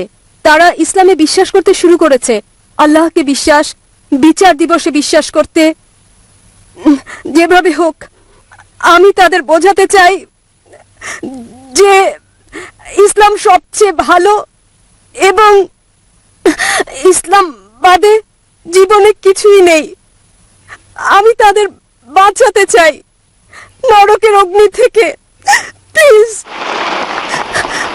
প্লিজ আমাকে বলুন কিভাবে কিভাবে আমি তা করব, কিভাবে? বোন, কোন ধর্ম আপনার পিতামাতা অনুসরণ করেন? হিন্দু। হিন্দু। বোন, আপনার কাছে আমার অনুরোধ, আমি প্রশ্নের উত্তর দেওয়ার আগে, যেমন ভাই মুসা বলেছেন ইসলামে আমরা আমিরকে অনুসরণ করি, আয়োজক কমিটির চেয়ারম্যান অনুমতি দিয়েছেন, আপনি অন্য আয়োজকদের ভুলে যান। যখন ডক্টর আহমেদ সাহবানী আমাদের অনুমতি দিয়েছেন নিচের কমিটিকে আপনার মানতে হবে না, ইসলামে আমরা আমিরকে মানি, তাহলে আমরা চালিয়ে যাবো। যতক্ষণ অমুসলিমরা এখানে আছেন আমরা চালিয়ে যাবো। প্রশ্ন করেছেন যে কিভাবে তিনি তার পিতামাতাকে সাহায্য করতে পারেন যারা আছেন হিন্দু, তাদেরকে ইসলামের পথে আনতে, যা তিনি বিশ্বাস করেন সত্য ধর্ম হিসেবে। বোন, দাওয়া দেওয়ার জন্য অন্যতম মাস্টার কি পবিত্র কোরআনের সূরা আলে ইমরান অধ্যায় নম্বর 3 আয়াত নম্বর 64, যাতে বলা হয়েছে তাআলাউ ইলা কালিমাতিন সাওয়াইন বাইনা বাইনাকুম। এসো সেই কথায় যা তোমাদের আমাদের মধ্যে এক। প্রথম সাদৃশ্য কি? আল্লাহ নাবুদা ইল্লাল্লাহ, আমরা আল্লাহ ছাড়া কারো ইবাদত করব না। তাই আমার অনুরোধ থাকবে আপনি আমার ডিভিডি নিতে পারেন, যাতে আমি বর্ণনা করেছি হিন্দু ধর্ম ও ইসলাম ধর্মের মধ্যে সাদৃশ্য নিয়ে। এই ডিভিডির উপর ভিত্তি করে আপনি কখনো আপনার পিতামাতাকে কষ্ট দেবেন না, কারণ এই ডিভিডির ভিত্তি কোরআনের আয়াত যে অভিন্ন বিষয়ের দিকে এসো, এবং ইনশাল্লাহ একবার আপনি এই ডিভিডি দেখান, যদি তারা যৌক্তিক হন, যদি তারা সত্যবাদী হন, ইনশাল্লাহ আল্লাহ তাদের সত্যের পথ দেখাবেন।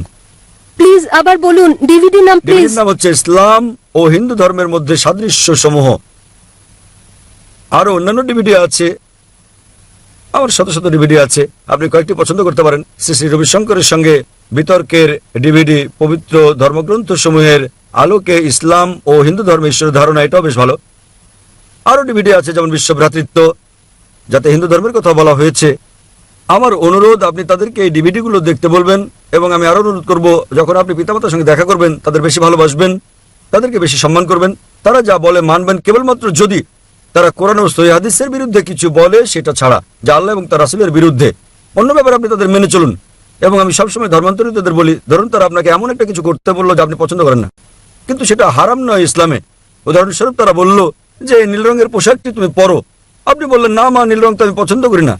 আপনি ইসলাম কবুল করলেও নীল রঙের পোশাক তো হারাম নয়। তখন আপনি আপনার মাকে বলেন, যেহেতু তুমি আমার মা, তুমি আমাকে নীল রঙের পোশাক পরতে বলছো, তাই আমি নীল রং পছন্দ না করলেও পরবো। তখন আপনার মা বুঝবেন আমার মেয়ে তো মুসলিম হওয়ার পর আমাকে অনেক বেশি সম্মান করছে, বেশি মান্য করে চলছে। কেবল যে জিনিসগুলো তারা আপনাকে করতে বলে যা আল্লাহ এবং তার রাসূলের বিরুদ্ধে, কোরআন এবং সহিহ হাদিসের বিরুদ্ধে যায়, সেগুলো মানবেন না, অন্য সবকিছু মানবেন। যখন তারা এই পরিবর্তন দেখবে, আমার মেয়ে আমাকে বেশি ভালোবাসছে, আমাকে বেশি সম্মান করছে, বেশি বেশি যত্ন নিচ্ছে আমার, সে আমার বেশি খোঁজখবর রাখছে, একটা পার্থক্য তো অবশ্যই থাকবে।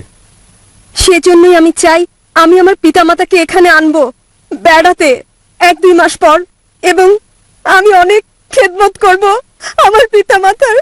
ইনশাআল্লাহ ইনশাআল্লাহ আমরা আল্লাহ সুবহানাহু ওয়া তাআলার কাছে প্রার্থনা করব তিনি যেন আপনাকে আপনার পিতামাতাকে সরল পথে আনতে সাহায্য করেন, এবং আল্লাহ সুবহানাহু ওয়া তাআলার কাছে প্রার্থনা করব যে ইনশাআল্লাহ আল্লাহ আপনার পিতামাতা উভয়কে যেন হেদায়েত নসিব করেন।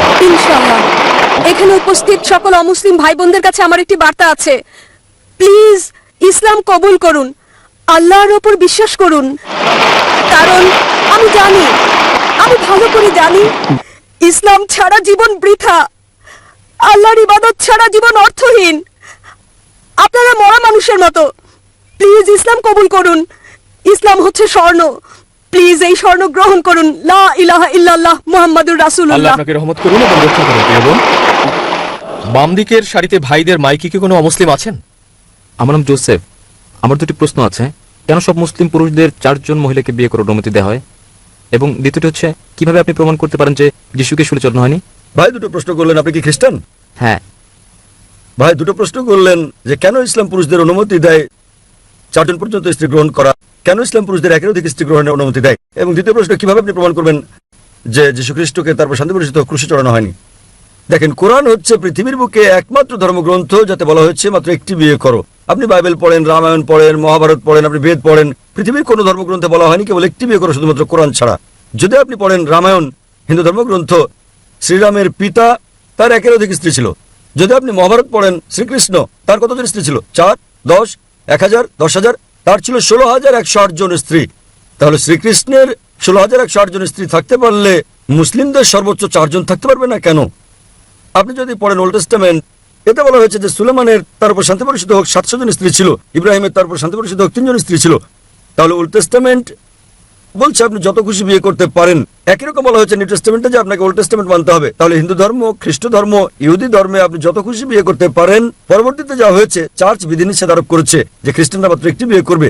এটা পরবর্তীতে রাব্বি গেরশম বেন ইয়াহুদা একটা আইন জারি করেন এবং বলেন ইহুদিরা কেবল একটি বিয়ে করবে, অন্যথায় আগে তারা বিয়ে করতো যার যত খুশি। এটা হচ্ছে ইন্ডিয়ান পেনাল কোড ভারতে 1954 সালে একটি আইন জারি করে হিন্দু বিশেষ বিবাহ আইন আওতায় হিন্দুদের মাত্র একটি বিয়ে করা উচিত, কিন্তু ধর্মগ্রন্থে কোনো বাধা নেই। আসুন আমরা বিশ্লেষণ করি কোরআন কি বলছে। কোরআনে বলা হয়েছে সূরা নিসা অধ্যায় 4 আয়াত নম্বর 3, তোমাদের পছন্দের নারীদের বিয়ে করো 2, 3 বা 4 জনকে, তবে ন্যায় বিচার করতে না পারলে মাত্র একটি বিয়ে করো। এই যে উক্তি, তবে ন্যায় বিচার করতে না পারলে একটি বিয়ে করো, শুধুমাত্র কোরআনে বলা হয়েছে, অন্য কোনো ধর্মগ্রন্থে নয়। আমরা বিশ্লেষণ করি যে কেন কোরআন অনুমতি দেয় মুসলিম পুরুষদের একাধিক নারীকে বিয়ে করতে, সর্বাধিক 4।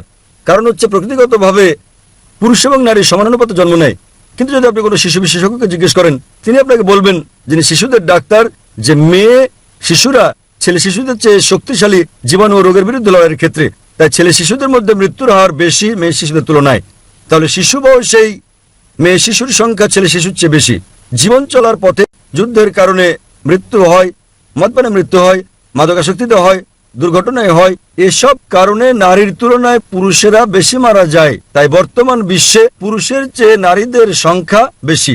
কয়েকটি দেশে, ভারত আর চীনের মতো, নারী জনসংখ্যা পুরুষের চেয়ে কম, কারণ মেয়ে ভ্রূণ হত্যা করা এবং মেয়ে শিশু হত্যা করা। ভারতে বিবিসির রিপোর্ট অনুযায়ী প্রতিদিন 1000-এর বেশি গর্ভপাতের ঘটনা ঘটে যখন জানা যায় যে শিশুটি মেয়ে। যদি এই সংখ্যাটিকে আপনি 365 দিয়ে গুণ করেন, আপনি পাবেন 10 লাখের বেশি গর্ভপাতের ঘটনা প্রতি বছর ভারতে কন্যা শিশু শনাক্ত হওয়ার পরে। তামিলনাড়ুর সরকারি হাসপাতালের রিপোর্ট অনুযায়ী জীবিত জন্ম নেওয়া 10টি কন্যা শিশুর মধ্যে 4টিকে মেরে ফেলা হয়। যদি ভারতে মেয়ে ভ্রূণ হত্যা করা বন্ধ করা হয় এবং মেয়ে শিশু হত্যা করা বন্ধ করা হয় ভারতে, তাহলে ভারতেও নারী জনসংখ্যা পুরুষ জনসংখ্যার চেয়ে বেশি হবে। এমনকি চীনে যদি আপনি অশুভ চর্চা বন্ধ করতে পারেন, তাহলে নারী জনসংখ্যা পুরুষ জনসংখ্যার চেয়ে বেশি হবে। যদি আজ আপনি ভালো করে দেখেন, শুধুমাত্র আমেরিকায় পুরুষের চেয়ে নারীর সংখ্যা 47 লক্ষ বেশি। শুধু যুক্তরাজ্যেই পুরুষের চেয়ে নারীর সংখ্যা 12 লক্ষ বেশি আছে। শুধু জার্মানিতে পুরুষের চেয়ে নারীর সংখ্যা 16 লক্ষ বেশি আছে। কেবল রাশিয়াতেই পুরুষের চেয়ে নারীর সংখ্যা 1,06,00,000 বেশি। এবং এটা আল্লাহ ভালো জানেন সারা পৃথিবীতে পুরুষের চেয়ে নারীর সংখ্যা কতজন বেশি। যদি আমি আপনার সঙ্গে একমত হই যে একজন পুরুষের একজন নারীকে বিয়ে করা উচিত, আর ধরেন আপনার বোন থাকেন আমেরিকায় অথবা আমার বোন থাকেন আমেরিকায় এবং বাজার পরিপূর্ণ, প্রতিটি লোকের একজন করে স্ত্রী রয়েছে, তারপরও সেখানে 47 লক্ষ নারী থেকে যাবে যারা জীবন সঙ্গী খুঁজে পাবে না। এবং যদি আপনার বোন তাদের একজন হয়, অথবা যদি আমার বোন ওই 47 লাখের মধ্যে একজন হয় যারা তাদের জীবন সঙ্গী পাবে না, তার একমাত্র উপায় হচ্ছে হয় সে এমন একজন পুরুষকে বিয়ে করবে যার আগে একজন স্ত্রী রয়েছে, অথবা জনগণের সম্পত্তি হবে। জনগণের সম্পত্তি এত কঠিন শব্দ, এটাই সবচেয়ে উপযুক্ত শব্দের ক্ষেত্রে ব্যবহার করা যায়। এর চেয়ে ভালো শব্দ আমি খুঁজে পাই না। আপনি জানেন আমেরিকায় বর্তমান পরিসংখ্যান আমাদের বলছে যে গড়ে একজন পুরুষের 8 জন যৌনসঙ্গী থাকতে পারে কোন একজনের সঙ্গে বিয়ে হওয়ার আগে। আমেরিকায় রক্ষিত থাকাটা খুবই সাধারণ ব্যাপার। 5, 10, 20, 30 কোনো সমস্যা নেই, কিন্তু একজনের বেশি বৈধ স্ত্রী হলেই তারা সেটা গিলতে পারে না। যখন একজন নারী রক্ষিতা হয়, সে তার অধিকার পায় না, তাকে অসম্মান করা হয়, তার সঙ্গে ভালো ব্যবহার করা হয় না। ইসলামে যখন একজন নারী দ্বিতীয় স্ত্রী হয়, সে তার সম্মান পায়, সে তার অধিকার পায়, তার সঙ্গে ভালো ব্যবহার করা হয়। যে কোনো ভদ্র নারীকে যদি আপনি জিজ্ঞেস করেন আপনি কি পছন্দ করেন, একজন পুরুষের দ্বিতীয় স্ত্রী হতে যিনি আগে একটি বিয়ে করেছেন, না জনগণের সম্পত্তি হতে, তারা প্রথমটি বেছে নেবেন। তাই অনুমতি দিয়েছে ইসলাম কিছু লোককে একাধিক স্ত্রী গ্রহণ করার, নারীর সম্ভ্রম রক্ষা করার জন্য। আপনার দ্বিতীয় প্রশ্নে আসি, অনুমতি আছে কি নারীদের 4 জন পুরুষকে বিয়ে করার? ভাই আপনি পাল্টা প্রশ্ন করছেন, সময় সীমিত।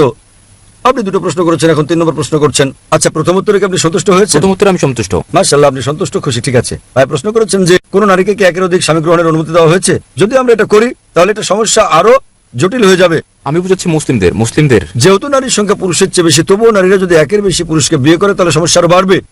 Point number 1। পয়েন্ট নাম্বার 2, যদি একজন পুরুষের একাধিক স্ত্রী থাকে এবং শিশুর জন্ম হয়, আপনি সহজে শনাক্ত করতে পারবেন কে পিতা কে মাতা।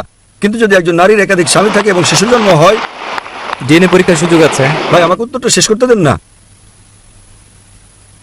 আপনি যখন প্রশ্ন করেছিলেন আমি কি বাধা দিয়েছিলাম? আমি কি হস্তক্ষেপ করেছিলাম? হ্যাঁ কি না? না। তাহলে কেন আপনি বাধা দিচ্ছেন? আমি শেষ করলে না আপনি বলবেন, তাই না? আমি একজন মেডিকেল ডাক্তার, আপনি কি মেডিকেল ডাক্তার? না। আমি মেডিকেল ডাক্তার, আমি জানি ডিএনএ টেস্টিং কি, সেটা আমি বলবো। ধরেন একজন নারীর যদি একাধিক স্বামী থাকে, 2জন স্বামী থাকে আর একটা শিশু জন্ম হয় এবং আপনি তাকে ভর্তি করতে যান স্কুলে, তারা প্রশ্ন করবে তোমার পিতাকে, তখন তাকে দুটো নাম বলতে হবে। আপনি ডিএনএ টেস্টিং এর কথা বলছেন, আমি সেটা জানি। ডিএনএ টেস্টিং তো সাম্প্রতিক, 50 বছর আগে কি এটা ছিল ডিএনএ টেস্টিং? না, এটা হচ্ছে একটা সাম্প্রতিক আবিষ্কার। যদিও এখনো এটা পরিপূর্ণ নয়। যদি পরিপূর্ণ ধরি, সেটা এখন, আগে ছিল না, কিন্তু স্মরণকাল থেকে তো ইসলাম ছিল। এবং কেবল এটাই কারণ নয়, যদি আমি একমত হই আগামীতে এটা পরিপূর্ণ হবে, পারফেক্ট, সেটাও একমাত্র কারণ নয়। বর্তমান বিজ্ঞান আমাদের বলছে যে নারীদের তুলনায় পুরুষ অধিক মাত্রায় বহুগামী নারীদের তুলনায়। আজ বিজ্ঞান আমাদের বলছে যে ঋতুস্রাবের সময় নারীদের কিছুটা মানসিক পরিবর্তন দেখা দেয়, তাই কোনো নারীর পক্ষে একাধিক স্ত্রীর ভূমিকা পালন করা সম্ভব নয়। তবে কোনো পুরুষের পরিবর্তন ঘটে না, তাই তার পক্ষে একাধিক স্বামীর ভূমিকা পালন করা সম্ভব। আজ বিজ্ঞান আমাদের বলে দিচ্ছে যে যদি কোনো পুরুষের একাধিক যৌনসঙ্গী থাকে এবং সবাই বিশ্বস্ত হয় তাহলে কোনো সমস্যা নেই। তবে যদি একজন নারীর একাধিক যৌনসঙ্গী থাকে এবং সবাই বিশ্বস্ত হয়, তবুও বিভিন্ন যৌন রোগ সংক্রমণের সম্ভাবনা থাকে, তাহলে সেই রোগ তখন পুরুষ সঙ্গীরও হবে। তাহলে মেডিকেলি এটা গ্রহণযোগ্য নয় যে কোনো নারীর একাধিক যৌনসঙ্গী থাকবে, কিন্তু মেডিকেলি এবং সায়েন্টিফিক্যালি এটা গ্রহণযোগ্য যে একজন পুরুষের একাধিক সঙ্গিনী থাকতে পারে। আমরা দ্বিতীয় প্রশ্নে আসি, কিভাবে আমি প্রমাণ করতে পারি যে যীশু খ্রিস্টকে ক্রুশবিদ্ধ করা হয়নি, তারপর শান্তি প্রসূত হোক? কোরআনে বলা হচ্ছে সূরা নিসা অধ্যায় 4 আয়াত নম্বর 157, তারা তাকে হত্যা করেনি না, তারা তাকে শুলে চড়িয়েছিল, তারা ধাঁধায় পড়ে গিয়েছিল। তাহলে কোরআন স্পষ্ট বলছে वमा कतलू वमा सलबू। তারা তাকে হত্যা করেনি না, শুলে চড়িয়েছিল। যদি আমাকে প্রমাণ করতে হয়, আপনি কি খ্রিস্টান ভাই? হ্যাঁ। যদি আপনি পড়েন বাইবেলে উল্লেখ আছে গসপেল অফ ম্যাথিউ অধ্যায় নম্বর 12 অনুচ্ছেদ নম্বর 38, যখন লোকেরা যীশু খ্রিস্টের তারপর শান্তি প্রসূতকের কাছে আসে এবং বলে হে প্রভু আমাদের নিদর্শন দেখান, তখন যীশু খ্রিস্ট তারপর শান্তি প্রসূতক বলেন হে অশুভ এবং জেনাকারী প্রজন্ম, একটি নিদর্শনের পর আরেকটি চাও, কোন নিদর্শনই তোমাদের দেখানো হবে না জোনা নিদর্শন ছাড়া। যেভাবে জোনা 3 দিন এবং 3 রাত মাছের পেটে ছিলেন, সেভাবে মানব সন্তান 3 দিন এবং 3 রাত মাটির নিচে থাকবে। ভাই আপনি কি জোনার গল্প জানেন? জোনা হ্যাঁ জানি। আপনি জানেন সর্বশক্তিমান ঈশ্বর জোনাকে বলছেন যে নিনেভায় যাও। জোনা ঈশ্বরের নবী হিসেবে তিনি জনগণকে বোঝালেন, তারা বুঝবে না, তারা আমার কথা শুনবে না। তিনি জোপায় গেলেন, নিনেভায় যেতে ব্যর্থ হন। তিনি জাহাজে করে যাচ্ছিলেন, এরপর নৌকায় করে জোপায়। এই সময় সমুদ্রে ঝড় উঠল। বুক অব জোনা এই কথা উল্লেখ আছে, বুক অব জোনা 2 পৃষ্ঠারও কম। সে সময় কুসংস্কার ছিল যে সামুদ্রিক ঝড় কোনো ব্যক্তির কারণে হয় যে তার প্রভুকে অমান্য করে। যারা ঈশ্বরের নবী হয় তিনি স্বেচ্ছায় বলেন আমি তেমন একজন যে তার প্রভুকে অমান্য করেছে। এবং সে সময় একটা কুসংস্কার ছিল যদি লোকটিকে পানিতে নিক্ষেপ করা হয় তাহলে ঝড় থামে। তাই জন্য স্বেচ্ছায় বললেন আমি প্রভুকে অমান্য করেছি, আমাকে নৌকা থেকে ফেলে দিন। আমি আপনাকে জিজ্ঞেস করছি, জোনা কি তখন জীবিত ছিলেন না মৃত ছিলেন? জোনাকে যখন নৌকা থেকে সাগরে ফেলে দেওয়া হলো, ঝড় যখন আসলো, তখন জোনা কি জীবিত ছিলেন না মৃত? তিনি জীবিত ছিলেন। জীবিত, খুব ভালো। যখন কোনো লোককে সাগরে নিক্ষেপ করা হয় ঝড়ের সময়, তার মারা যাওয়াটাই স্বাভাবিক। জোনাকে যখন সাগরে ফেলে দেওয়া হয় তখন কি জীবিত ছিলেন না মৃত? তিনি জীবিত ছিলেন। জীবিত। যদি তিনি মারা যেতেন তাহলে বিস্ময় হতো না। ঝড়ের সময় সাধারণত মানুষ মারা যায়, তিনি বেঁচে যান, এটা ছিল বিস্ময়কর। একটা মাছ এসে তাকে গিলে ফেললো, মাছ তাকে গিলে ফেললো। যখন মাছ জোনাকে গিলে ফেললো তখন কি তিনি জীবিত না মৃত? জীবিত। জীবিত। 3 দিন এবং 3 রাত মাছটি তাকে পেটে নিয়ে সাগরে ঘুরলো। মাছের পেটে বসে 3 দিন এবং 3 রাত যেন সর্বশক্তিমান ঈশ্বরের প্রশংসা করলেন। যখন তিনি মাছের পেটে ছিলেন তখন কি মৃত ছিলেন না জীবিত ছিলেন? জীবিত। জীবিত, জীবিত, জীবিত, জীবিত। মাছটি তাকে বমি করে বের করে দিল। জোনা তীরে আসলেন, তিনি কি মৃত না জীবিত ছিলেন? জীবিত। জীবিত। জীবিত, জীবিত, জীবিত, জীবিত, জীবিত, জীবিত। বিস্ময়ের বিস্ময়, বিস্ময়ের বিস্ময়, বিস্ময়ের বিস্ময়। আমি আপনাকে জিজ্ঞেস করি, বাইবেল অনুযায়ী যীশু খ্রিস্টকে তার উপর শান্তি বর্ষিত হোক, যখন ক্রস থেকে নিচে নামানো হলো, তাকে কবরে রাখা হলো। যখন তাকে কবরে রাখা হলো, কবরে কি যীশু খ্রিস্ট মৃত ছিলেন না জীবিত ছিলেন? তিনি মৃত ছিলেন। মৃত। মৃত। যদি তিনি মৃত হন, নিদর্শন তিনি পূর্ণ করেন কিনা? তাকে ঈশ্বর তুলে নিয়ে যান কবরস্থানে। কবরে তিনি মৃত ছিলেন না জীবিত ছিলেন? মৃত। মৃত না জীবিত? মৃত। যদি তিনি মারা যেতেন তিনি কি ভবিষ্যৎবাণী পূরণ করতেন? যীশু খ্রিস্ট তারপর শান্তি প্রসূতক বললেন, জোনার নিদর্শন ছাড়া আর কোনো নিদর্শন তোমাদেরকে দেওয়া হবে না। যেমন জনা 3 রাত এবং 3 দিন মাছের পেটে ছিলেন, তাই মানব সন্তানকে 3 দিন এবং 3 রাত মাটির নিচে থাকতে হবে। যদি জনা জীবিত থাকেন তাহলে ভবিষ্যৎবাণী পূরণের জন্য যীশু খ্রিস্ট তারপর শান্তি প্রসূত হোক জীবিত না মৃত থাকা উচিত? তার জীবিত না মৃত থাকা উচিত? তার জীবিত থাকা উচিত। তার জীবিত থাকা উচিত, এবং তিনি জীবিত ছিলেন। তাহলে কেন আপনি বলছেন তিনি মারা গেছেন? আপনি বলার চেষ্টা করছেন যীশু খ্রিস্ট তারপর শান্তি প্রসূত হোক মিথ্যে বলেছেন। যদি আপনি বলেন তিনি মারা গেছেন, তার মানে আপনি বলছেন যীশু খ্রিস্ট তারপর শান্তি প্রসূত হোক মিথ্যে বলেছিলেন না। তার মানে যীশু জীবিত ছিলেন। চার্চ আপনাদেরকে যা বলছে সেটা ভুল। আপনি কি চার্চ না যীশু খ্রিস্টকে তারপর শান্তি প্রসূত হোক বিশ্বাস করবেন? বাইবেল বলছে যিশু মারা গেছেন। কোথায় বলেছে? আমাকে রেফারেন্স দেন। আমি না না এই ব্যাপারে আমি জানি না। কিন্তু আপনি জোনার নিদর্শন সম্পর্কে জানেন, হ্যাঁ কিনা? হ্যাঁ। মাছের পেটে জোনা মৃত ছিলেন না জীবিত ছিলেন? জীবিত ছিলেন। তাহলে যীশু খ্রিস্টের কি পৃথিবীতে জীবিত না মৃত থাকা উচিত? কেন এটা বাইবেলে উল্লেখ নেই যে তিনি জীবিত ছিলেন? এটা উল্লেখ আছে। কোথায় বলা হয়েছে তিনি মারা গেছেন? এটা ধরে নেওয়া হয়েছে। রোমান সৈন্যরা ভেবেছিল তিনি মারা গেছেন। তারা একটা এলাকায় সন্ধান করে, তারা সন্ধান করলেও তিনি জীবিত ছিলেন। তাই যদি আপনি দেখেন আমার ভিডিও ক্যাসেট, যীশু খ্রিস্ট কি সত্যি ক্রুশবিদ্ধ হয়েছিলেন, এখানে অনেক প্রমাণ রয়েছে। আমি আপনাকে এটা প্রমাণ দিচ্ছি। যীশু খ্রিস্ট তারপর শান্তি প্রসূত হোক বলেননি, আপনারা জানেন আমি মৃতকে প্রাণ দিই, তাই আমি ঈশ্বরের একজন লোক। তিনি সব ডিমকে এক ঝুড়িতে রেখেছিলেন। জোনা জীবিত না মৃত প্রশ্নে আপনি বললেন জোনা জীবিত ছিলেন তারপর শান্তি প্রসূত হোক, তাহলে যীশু খ্রিস্টকে অবশ্যই জীবিত থাকতে হবে। কেন বলছেন তিনি মারা গেছেন? শুধুমাত্র যাজক বলেছেন তাই? তাহলে আপনি কি যাজককে বেশি বিশ্বাস করেন না বাইবেলে? আমি বাইবেলে বিশ্বাস করি। আপনি যীশু খ্রিস্টকে তারপর শান্তি প্রসূত হোক বেশি বিশ্বাস করেন না যাজককে বেশি বিশ্বাস করেন? আমি যিশুকে বিশ্বাস করি। যীশু খ্রিস্ট তারপর শান্তি প্রসূত হোক বলেছেন, যেহেতু জোনা ছিলেন মাছের পেটের ভেতরে, তাই মানব সন্তানকে থাকতে হবে মাটির গভীরে। তাহলে জোনা মৃত না জীবিত ছিলেন? জোনা জীবিত ছিলেন। যীশু খ্রিস্টকে তাহলে জীবিত থাকতে হবে, জীবিত না মৃত? বাইবেল বলছে তিনি মারা গেছেন এবং জীবন ফিরে পেয়েছেন। বাইবেলে কোথায় বলা হয়েছে? আমাকে বুঝতে হবে। তবে আমি আপনাকে বলছি, গসপেল অফ ম্যাথিউ অধ্যায় নম্বর 12 অনুচ্ছেদ নম্বর 38, জোনার নিদর্শন আপনি জানেন তো না? জানি। সে সময় তিনি মৃত না জীবিত ছিলেন? জীবিত তাহলে ছিলেন। যখন আপনি জানেন জোনার নিদর্শন এবং আপনি জানেন না কোথায় বলা হয়েছে তিনি মারা গেছেন, আপনাকে মানতে হবে যা লাল কালিতে লেখা আছে। অনেক কিছু রয়েছে যা উল্লেখ করেছেন পল, যা যীশু খ্রিস্ট তারপর শান্তি প্রসূত হোকের উক্তির অংশ নয়। যদি আপনার জানা থাকে রেড লেটার বাইবেলের মতো কিছু আছে, রেড লেটার বাইবেল মানে যীশু খ্রিস্ট তারপর শান্তি প্রসূত হোক যা বলেছেন তা লাল কালিতে লেখা। যদি আপনি কালো কালিতে লেখা কিছু আমাকে বলেন, আমি বিশ্বাস করবো না। কেন? সেটা যীশু খ্রিস্ট বা ঈসা আলাইহিস সালামের বাণী নয়। আপনি অগ্রাধিকার দেবেন যীশু খ্রিস্টকে তারপর শান্তি প্রসূত হোক না পলকে? যিশু খ্রিস্টকে। আমি আপনাকে যে উদ্ধৃতি দিচ্ছি লাল কালিতে লেখা, গসপেল অফ ম্যাথিউ, নোট করুন, গসপেল অফ ম্যাথিউ অধ্যায় নম্বর 12 অনুচ্ছেদ নম্বর 38। তাই আমাকে কালো কালির লেখা কোনো উদ্ধৃতি দেবেন না। এই ভুল প্রমাণের জন্য আমাকে লাল কালিতে লেখা একটা উদ্ধৃতি দিতে হবে, অর্থাৎ যা যীশু খ্রিস্ট বা ঈসা আলাইহিস সালাম নিজে বলেছেন। আমি আপনাকে অনুরোধ করি বাড়িতে যান, বাইবেল পড়েন, এবং যখন আপনি বুঝতে পারবেন ইনশাল্লাহ আপনি সত্য খুঁজে পাবেন। ধন্যবাদ। এই মুহূর্তে আর কোনো অমুসলিম আছেন যে কোনো মাইকে? ওকে, প্রশ্ন করুন ভাই। আসসালামু আলাইকুম। আমার এক বন্ধু আপনাকে একটি প্রশ্ন করতে চান। কোরআনে ইহুদি ও খ্রিস্টান ধর্মের মতো হিন্দু ধর্মের ব্যাপারে কোনো লাইন বা শব্দ আছে কিনা? ভাই প্রশ্ন করলেন যে কোরআনে কোনো আয়াত আছে কিনা যাতে নির্দিষ্ট করে হিন্দু ধর্মের কথা বলা হয়েছে, যেমন এটা বলা হয়েছে ইহুদি ও খ্রিস্ট ধর্ম সম্পর্কে। আমার কোনো আয়াত জানা নেই, কোরআনে এমন কোনো আয়াত নেই যাতে নির্দিষ্ট করে হিন্দু ধর্ম সম্পর্কে বলা হয়েছে, যেমনটা বলা হয়েছে খ্রিস্টান ধর্ম ও ইহুদি ধর্ম সম্পর্কে।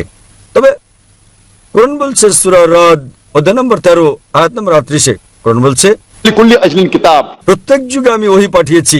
নাম ধরে কেবল 4টি আসমানি কিতাবের কথা উল্লেখ আছে কোরআনে, তাওরাত, জাবুর, ইনজিল এবং কোরআন।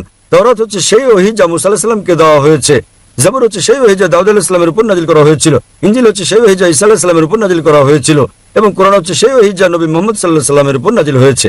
তবে এই 4খানা কিতাব ছাড়া আরো গ্রন্থ অনেক এসেছে, উদাহরণস্বরূপ সুফ ইব্রাহিম। যদি আপনি আমাকে প্রশ্ন করেন বেদকে কি আপনি ঈশ্বরের বাণী বলে বিবেচনা করেন, আমি বলবো আমি জানি না, কারণ এমন কোন আয়াত নেই পবিত্র কোরআনে যেখানে বলা হয়েছে বেদ ঈশ্বরের বাণী। নবীর এমন কোন হাদিস নেই যেখানে বলা হয়েছে ঈশ্বরের বাণী বেদ। তাই আমি বলি এটা হতেও পারে না হতে পারে, আমি জানি না, আমি এর নিশ্চয়তা দিতে পারি না। তবে যদি এটা ঈশ্বরের বাণী হয়েও থাকে, যদি ঈশ্বরের বাণী হয়েও থাকে, তবে কোরআনের আগে আসা সবগুলো গ্রন্থ কোনো না কোনো জনগোষ্ঠীর জন্য নির্দিষ্ট ছিল, এবং এসব বাণী অনুসরণ করার মেয়াদ ছিল পরবর্তী গ্রন্থ না আসা পর্যন্ত। তো বেদ ঈশ্বরের বাণী হলেও তা ছিল ওই সময়ের এবং নির্দিষ্ট গোত্রের মানুষের জন্য। তবে কোরআন যেহেতু সর্বশক্তিমান আল্লাহর সর্বশেষ ও চূড়ান্ত আসমানি কিতাব, এটা কেবল মুসলিম বা আরবদের জন্যই নয়, এটা সমগ্র মানবজাতির জন্যই। এবং যেহেতু এটা সর্বশেষ গ্রন্থ এবং এরপর আর কোনো গ্রন্থ আসবে না, তাই এটা অনুসরণ করতে হবে শেষ বিচারের দিন পর্যন্ত।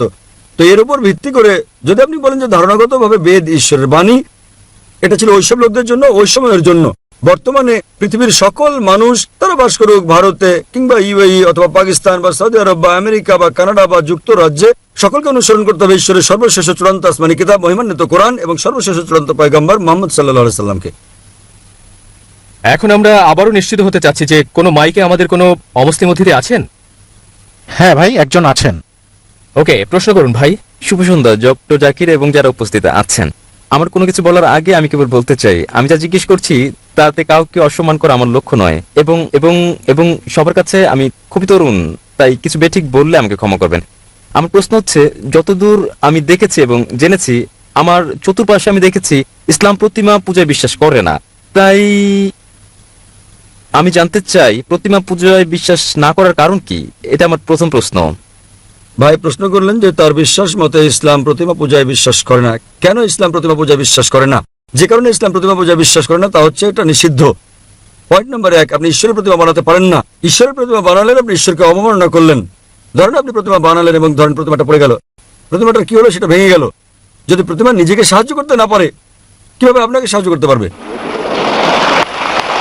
স্যার, কিন্তু এখানে আমার পয়েন্ট হচ্ছে, যদি ঈশ্বরের প্রতিমা থাকে সেটা আসল ঈশ্বর না হতে পারে যিনি বিরাজমান, কিন্তু এটা আমাকে তার প্রতি উপাসনায় সহায়তা করে, প্রার্থনায় মনোযোগ বাড়িয়ে দেয়। যদি এটা সাহায্য করে আসল প্রার্থনায় মনোযোগ বাড়াতে, আপনার কি ধারণা এটা কি ঠিক? ভাই বলছেন যে সে প্রতিমা যদি ঈশ্বরের প্রতি মনোনিবেশে সহায়তা করে সেটা কি তার জন্য ভালো নয়? কিন্তু ঈশ্বর যখন বলছেন আমার প্রতিমা বানিও না, তবুও কি আপনি বলবেন এটা স্রষ্টাকে মনোনিবেশে সাহায্য করে? এটা কি ঠিক না ভুল? যদি আপনি ঈশ্বরকে ভালোবাসেন তাহলে তাকে মান্য করবেন কিনা? যদি আপনি ঈশ্বরকে ভালোবাসেন তাকে মানতে হবে। ধরুন আপনি একটা কোম্পানিতে কাজ করেন এবং বস আপনাকে বলছেন যথাসময়ে অফিসে আসুন, আপনাকে ঠিক 10টায় আসতে হবে। আপনি বলবেন না, আমি যদি 11টায় আসি আমি ঘুমাবো, আরো ফ্রেশ থাকবো, আমি 11টায় আসবো। সেটা কি ঠিক না ভুল? সেটা ভুল। এরপর কিছু লোক আসলো 10টায়, কেউ 11টায়, কেউ আবার আসলো 12টায়। না কিন্তু আপনি জানেন আমি ভালো কাজ করতে পারি। কেউ আসলো 1টায়, আবার কেউ আসলো 2টার সময়। আপনার কি ধারণা কোম্পানিটি ভালো চলবে? না, আমি আমার বসকে খুব ভালোবাসি। বস বলছেন যথাসময়ে আসুন, মানে 10টা। যদি আপনি বসকে ভালো না বাসেন তাহলে আপনি দেরি করে আসতে পারেন আর রেজিস্টারে লিখে দিতে পারেন আমি ঠিক সময় এসেছি। এটা হচ্ছে প্রতারণা। তাই আল্লাহ স্পষ্ট করে বলে দিয়েছেন কোরআনে যে প্রতিমা পূজা করা নিষিদ্ধ। এটা এমনকি হিন্দু ধর্মগ্রন্থে উল্লেখ করা হয়েছে। সুস্পষ্ট করে বলা হয়েছে, আমি আগেও বলেছি, শ্বেতাসূত্র উপনিষদে আছে অধ্যায় নম্বর 4 অনুচ্ছেদ নম্বর 19, যজুর্বেদ অধ্যায় নম্বর 32 অনুচ্ছেদ নম্বর 3। न तस्य प्रतिमा अस्ति। মহান ঈশ্বরের কোনো প্রতিমা নেই, কোনো প্রতিচ্ছবি নেই, কোনো ফটোগ্রাফ নেই, কোনো চিত্র নেই, কোনো প্রতিকৃতি নেই, কোনো প্রতিমা নেই, কোনো ভাস্কর্য নেই, কোনো মূর্তি নেই। যখন ঈশ্বর বলছেন কোনো মূর্তি নেই, কোনো ভাস্কর্য নেই, আপনি বলছেন না না মনোনিবেশ করতে আমার দেবতা দরকার। এ কথা কে বলেছেন? হিন্দু পণ্ডিতগণ। যখন আমি পণ্ডিতকে বলি যে এটা স্পষ্ট করে উল্লেখ আছে বেদে পূজা করা ভুল, তারা বলেন না না, প্রথম দিকে যখন আমি প্রাথমিক ধাপে থাকি, নিম্ন পর্যায়ে আমার প্রতিমা পূজা প্রয়োজন মনোযোগের জন্য। যখন আপনি উচ্চ স্তরে, উচ্চ সচেতনতার স্তরে পৌঁছান তখন আপনার প্রতিমা দরকার নেই। তাই আমি হিন্দু পণ্ডিতদের বলি মুসলিমরা ইতিমধ্যে সচেতনতার উচ্চ স্তরে পৌঁছে গেছে। স্যার স্যার তবে যদি এটা আমাকে সাহায্য করে কোনোভাবে, তাহলে ঈশ্বর কেন বলবে এটা করো কারণ না? আপনি ঈশ্বরকে হেয় করছেন। ধরেন আপনার বস বললেন 10টায় আসতে, না এটা আমাকে সহায়তা করে, আমি যদি 11টায় আসি শান্তি অনুভব করি, তাহলে আপনার বস আপনাকে বলবেন যদি আপনার সহায়ক হয় তাহলে কোম্পানি থেকে বেরিয়ে যান, অন্য কোম্পানিতে যোগ দেন। যেখানে কেউ আসে 10টায়, কেউ 11টায়, কেউ 12টায় আসে। আপনি কর্মচারীকে বললেন 10টায় আসতে, ধরেন আমি কর্মচারী বললাম দুপুর 12টায় আসবো, আমি শান্তি অনুভব করি, এটা আমাকে ভালো লাগে, আমি প্রশংসা করি, আপনি খুব ভালো বস। আপনি কি পছন্দ করবেন? প্রতিদিন আপনি বলেন আমার বস খুব ভালো, আমার বস খুব ভালো, আপনি তসবিহ জপেন, আপনার জপমালা, আমার বস খুব ভালো। অন্য কর্মচারীরা বিকেলে আসে, 2টোর দিকে আসে, আমার বস খুব ভালো, আমার বস খুব ভালো। বস বলবেন ভাই আপনি আমার প্রশংসা বন্ধ করেন, সময় মতো অফিসে এসে কাজটা করেন। তাই আপনার ঈশ্বর, আপনার স্রষ্টা আপনার ধর্মগ্রন্থে আপনাকে বলেছেন, হিন্দু ধর্মগ্রন্থে, খ্রিস্টান ধর্মগ্রন্থে, মুসলিম ধর্মগ্রন্থে প্রতিমা বানিও না। আপনি ঈশ্বরকে অবমাননা করছেন। এত ক্ষমতাবান ঈশ্বর, তার প্রতিমা বানাচ্ছেন। কে প্রতিমা বানাচ্ছে? কে বানাচ্ছে? মানুষ। তখন ঈশ্বর বলবেন আমি মানুষ জাতিকে বানিয়েছি, এখন মানুষই বানাচ্ছে আমাকে। কি বোকামি এটা! স্যার কেন আপনি করেন? না, না। যখন ঈশ্বর আপনাকে বলছেন প্রতিমার প্রয়োজন নেই, প্রতিমা ছাড়া ঈশ্বরের প্রতি মনোনিবেশ করো। স্যার আমরা ঈশ্বরকে সৃষ্টি করছি না। আমরা যখন প্রতিমা গড়ি এবং আমি ভাবি আমরা তাকে হেয় করছি না। যখন আমরা প্রতিমা বানাই এটা কেবলই তার একটি আকৃতি বানানো, এবং আমার ধারণা এটা তারই অংশ বিশেষ, যদি এটা কি সেখানে আপনাদের থাকে বেদে না। উল্লেখ আছে? স্যার আমি হিন্দু নই, আমি বেদে বিশ্বাস করি না। তাহলে কি আপনি খ্রিস্টান? আমি যৌন। জৈন। জৈনরা কি ঈশ্বরে বিশ্বাস করে? হ্যাঁ তা করে। আপনি কি আপনাদের জৈন মতবাদ জানেন? কে আপনাদের ঈশ্বর বলেন আমাকে? স্যার প্রভু মহাবীর। তিনি হলেন ত্রিতাঙ্ক, তিনি ঈশ্বর নন। আপনি জৈন মতবাদ জানেন না? স্যার আমি নাও জানতে পারি না। জৈন মতবাদ একটি নাস্তিক্যবাদী মতবাদ। জৈন মতবাদ একটি নাস্তিক্যবাদী মতবাদ। আপনি কি হিন্দু ধর্মকে জৈন মতবাদের সঙ্গে মিশ্রিত করছেন? স্যার আমি বলছি যে আমি হিন্দু নই। আমি জানি আপনি হিন্দু নন, কিন্তু আপনি জৈন হলে এবং আপনি বলছেন মহাবীর ঈশ্বর, আপনার জৈন গ্রন্থে কোথায় উল্লেখ আছে মহাবীর ঈশ্বর? তিনি হচ্ছেন একজন তীর্থঙ্কর। হ্যাঁ স্যার, তিনি হচ্ছেন, তিনি ঈশ্বর নন। তাই তবে আমরা তার উপাসনা করি এবং অন্য সব তীর্থঙ্করদের মতো। কিন্তু তিনি ঈশ্বর তো নন। মহাবীর কি বলেছেন আপনাদেরকে তার উপাসনা করতে? না, আমি এসব পড়িনি। আপনি জানেন না, তাই আপনাকে বলছি। আপনারা জানেন না মহাবীর কি বলেছেন, এবং আপনারা বলছেন মহাবীর হলেন তীর্থঙ্কর। এটা কি আপনার কর্তব্য না যে মহাবীর কি বলেছেন তা খুঁজে বের করা? হ্যাঁ স্যার, তাই। তাহলে আমি কি করবো? তার মানে আপনি একজন অযৌক্তিক মানুষ। স্যার আমি কি, যখন আপনি কোনো কোম্পানিতে যোগদান করেন সেখানকার নিয়মকানুন মেনে চলেন না? জি স্যার। জৈনবাদ এক ধরনের নাস্তিক্যবাদ। তাই তারা সেখানে বিশ্বাস করে যে যারা জীবন লাভ করে তাদের মৃত্যু, জন্ম, জন্ম মৃত্যু, জন্ম মৃত্যু হয়। যদি আপনি চক্রমুক্ত হন, যখন আপনার কোনো ইতিবাচক নেতিবাচক দিক থাকে না, তখন আপনি লাভ করেন নির্বাণ, মোক্ষ। জৈনবাদ অনুসারে 24 জন মোক্ষ অর্জন করেছেন। জি স্যার। এবং মহাবীর হচ্ছেন 24তম তীর্থঙ্কর। জি স্যার। 24তম। জি স্যার। তিনি ঈশ্বর নন। জি স্যার। তার মানে আপনি আপনার মহাবীরকে চেনেন না, জৈনবাদ সম্পর্কে জানেন না। কিভাবে আমি আপনার সঙ্গে জৈনবাদ নিয়ে কথা বলি? স্যার আমি এখানে তা বলছি না স্যার। আমি যা জানতে চাই তা হচ্ছে যে প্রতিমা পূজা। স্যার যা আপনি বলছেন স্যার, কোরআনে প্রতিমা পূজা ভুল, একথা উল্লেখ করার কোরআনে কারণ উল্লেখ কি? আছে, বাইবেলে উল্লেখ আছে। না, এটা উল্লেখ আছে, কোরআনে উল্লেখ আছে, বাইবেলে উল্লেখ আছে, হিন্দু ধর্মগ্রন্থে যে প্রতিমা পূজা করা ভুল। তাহলে কোথা থেকে আপনি এই দর্শন পেয়েছেন? স্যার আমার বক্তব্য হচ্ছে, আমার পয়েন্ট হচ্ছে যে যেখানে আমরা ধরে নিচ্ছি যে যদি কোরআন হয় আসলে ঈশ্বর যা বলছেন, তাহলে তার মানে সেজন্যই প্রতিমা পূজা ভুল। আমি যদি বলি যে আমি যুক্তি দেই, হতে পারে তা একটি পয়েন্ট ছাড়া যুক্তি। তবু যদি আমি বলি যে কোরআন ঈশ্বরের বাণী নয়, তাহলে কি আসল যুক্তি যে প্রতিমা পূজা ভুল? খুব ভালো, তাহলে আপনাকে বলতে হবে কোনটা ঈশ্বরের বাণী। যদি কোরআন ঈশ্বরের বাণী না হয়, তাহলে কোনটা ঈশ্বরের বাণী বলেন আমাকে। স্যার আমি জানি না, আপনি তাই যদি আমি না জানেন, আমি জানি, আপনি আমাকে অনুসরণ করেন। যদি আপনি না জানেন তো শিক্ষককে জিজ্ঞেস করেন। একজন ছাত্র বলছে শিক্ষককে 2 + 2 = 4 নয়, শিক্ষক বললেন কত বলছে আমি জানি না। কিন্তু স্যার আমি যদি জবাবে সন্তুষ্ট না যদি হই? আপনি সন্তুষ্ট না হন তাহলে কারণ সেটাই। আপনি কি আমার আগের উত্তর কখনো শুনেছেন, আমার ভিডিও দেখেছেন? না স্যার, এই প্রথম আমি আপনার বক্তৃতা শুনছি। আচ্ছা, আপনি কি আমার আগের উত্তর শুনেছেন যা আমি বিজ্ঞান সম্পর্কে এক নাস্তিককে বলেছি? আপনি কি মনোযোগ দিচ্ছেন? স্যার হতে পারে সে সময় আমি হলে ছিলাম না। আপনি কি, সে উত্তরটা হচ্ছে, যদি আপনি না থেকে থাকেন, আমি অনুরোধ করি আপনি যান এবং দেখুন আমার ভিডিও ক্যাসেট, কোরআন কি আল্লাহর বাণী, আমার ডিভিডি। ওকে, নামটা কি কোরআন বলবেন? কি- নামটা কি আবার বলবেন? কোরআন কি ঈশ্বরের বাণী? কোরআন কি ঈশ্বরের বাণী? এবং ইনশাল্লাহ যদি আপনি মুক্ত মনে এটা দেখেন, আপনি ইনশাল্লাহ গ্রহণ করবেন যে কোরআন ঈশ্বরের বাণী, এবং বিশ্বাস করবেন ঈশ্বর একজন, যার কোনো প্রতিমা নেই, এবং ইনশাল্লাহ আপনি এটা গ্রহণ করবেন। তাই যান এবং দেখেন ডিভিডিটা। এটা 4 ঘন্টার ডিভিডি। এবং ইনশাল্লাহ আপনার কোনো জিজ্ঞাসা থাকলে আপনি আমাকে লিখতে পারেন আমার ইমেলে zakir@irf.net এ। ধন্যবাদ স্যার। আমরা পরের প্রশ্ন নেব বোনদের মাইক থেকে বাম দিকে। আমার নাম রেনেলদা এবং আমি একজন খ্রিস্টান। মানে আমি দীর্ঘদিন যাবৎ নিজের মধ্যে একটা খটকা অনুভব করছি। যে প্রশ্নটি আমি আপনাকে করতে চাই সেটি প্রায় এরকম হতে পারে ধারণা, কিংবা এরকম যে আমি মানুষের দ্বারা উদ্বুদ্ধ হয়েছি। আমার প্রথম প্রশ্নের মতো এটা হচ্ছে শুকর সম্পর্কে।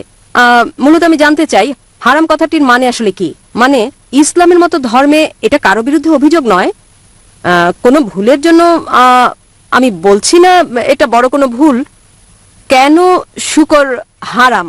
কারণ আমি একটি খ্রিস্টান সম্মেলনে যোগদান করেছিলাম এবং সেখানে বলা হয়েছে, সেখানে একজন ধর্মযাজক যিনি বলেছিলেন ইসলামে শুকর হারাম কেন, তিনি একটি দৃষ্টান্ত দেন। বলেন একই আবর্জনা, যেমন এটি সার হিসেবে ব্যবহৃত গাছের জন্য, গাছপালা, ধরুন এটি একটি আম গাছ, আম ধরল, শেকড় একই পুষ্টি শোষণ করলো, একই আবর্জনায় নতুন আম হলো এবং আমরা তা খেলাম। তাহলে শুকর ও আম খাওয়ার মধ্যে এখানে তফাৎ কোথায়?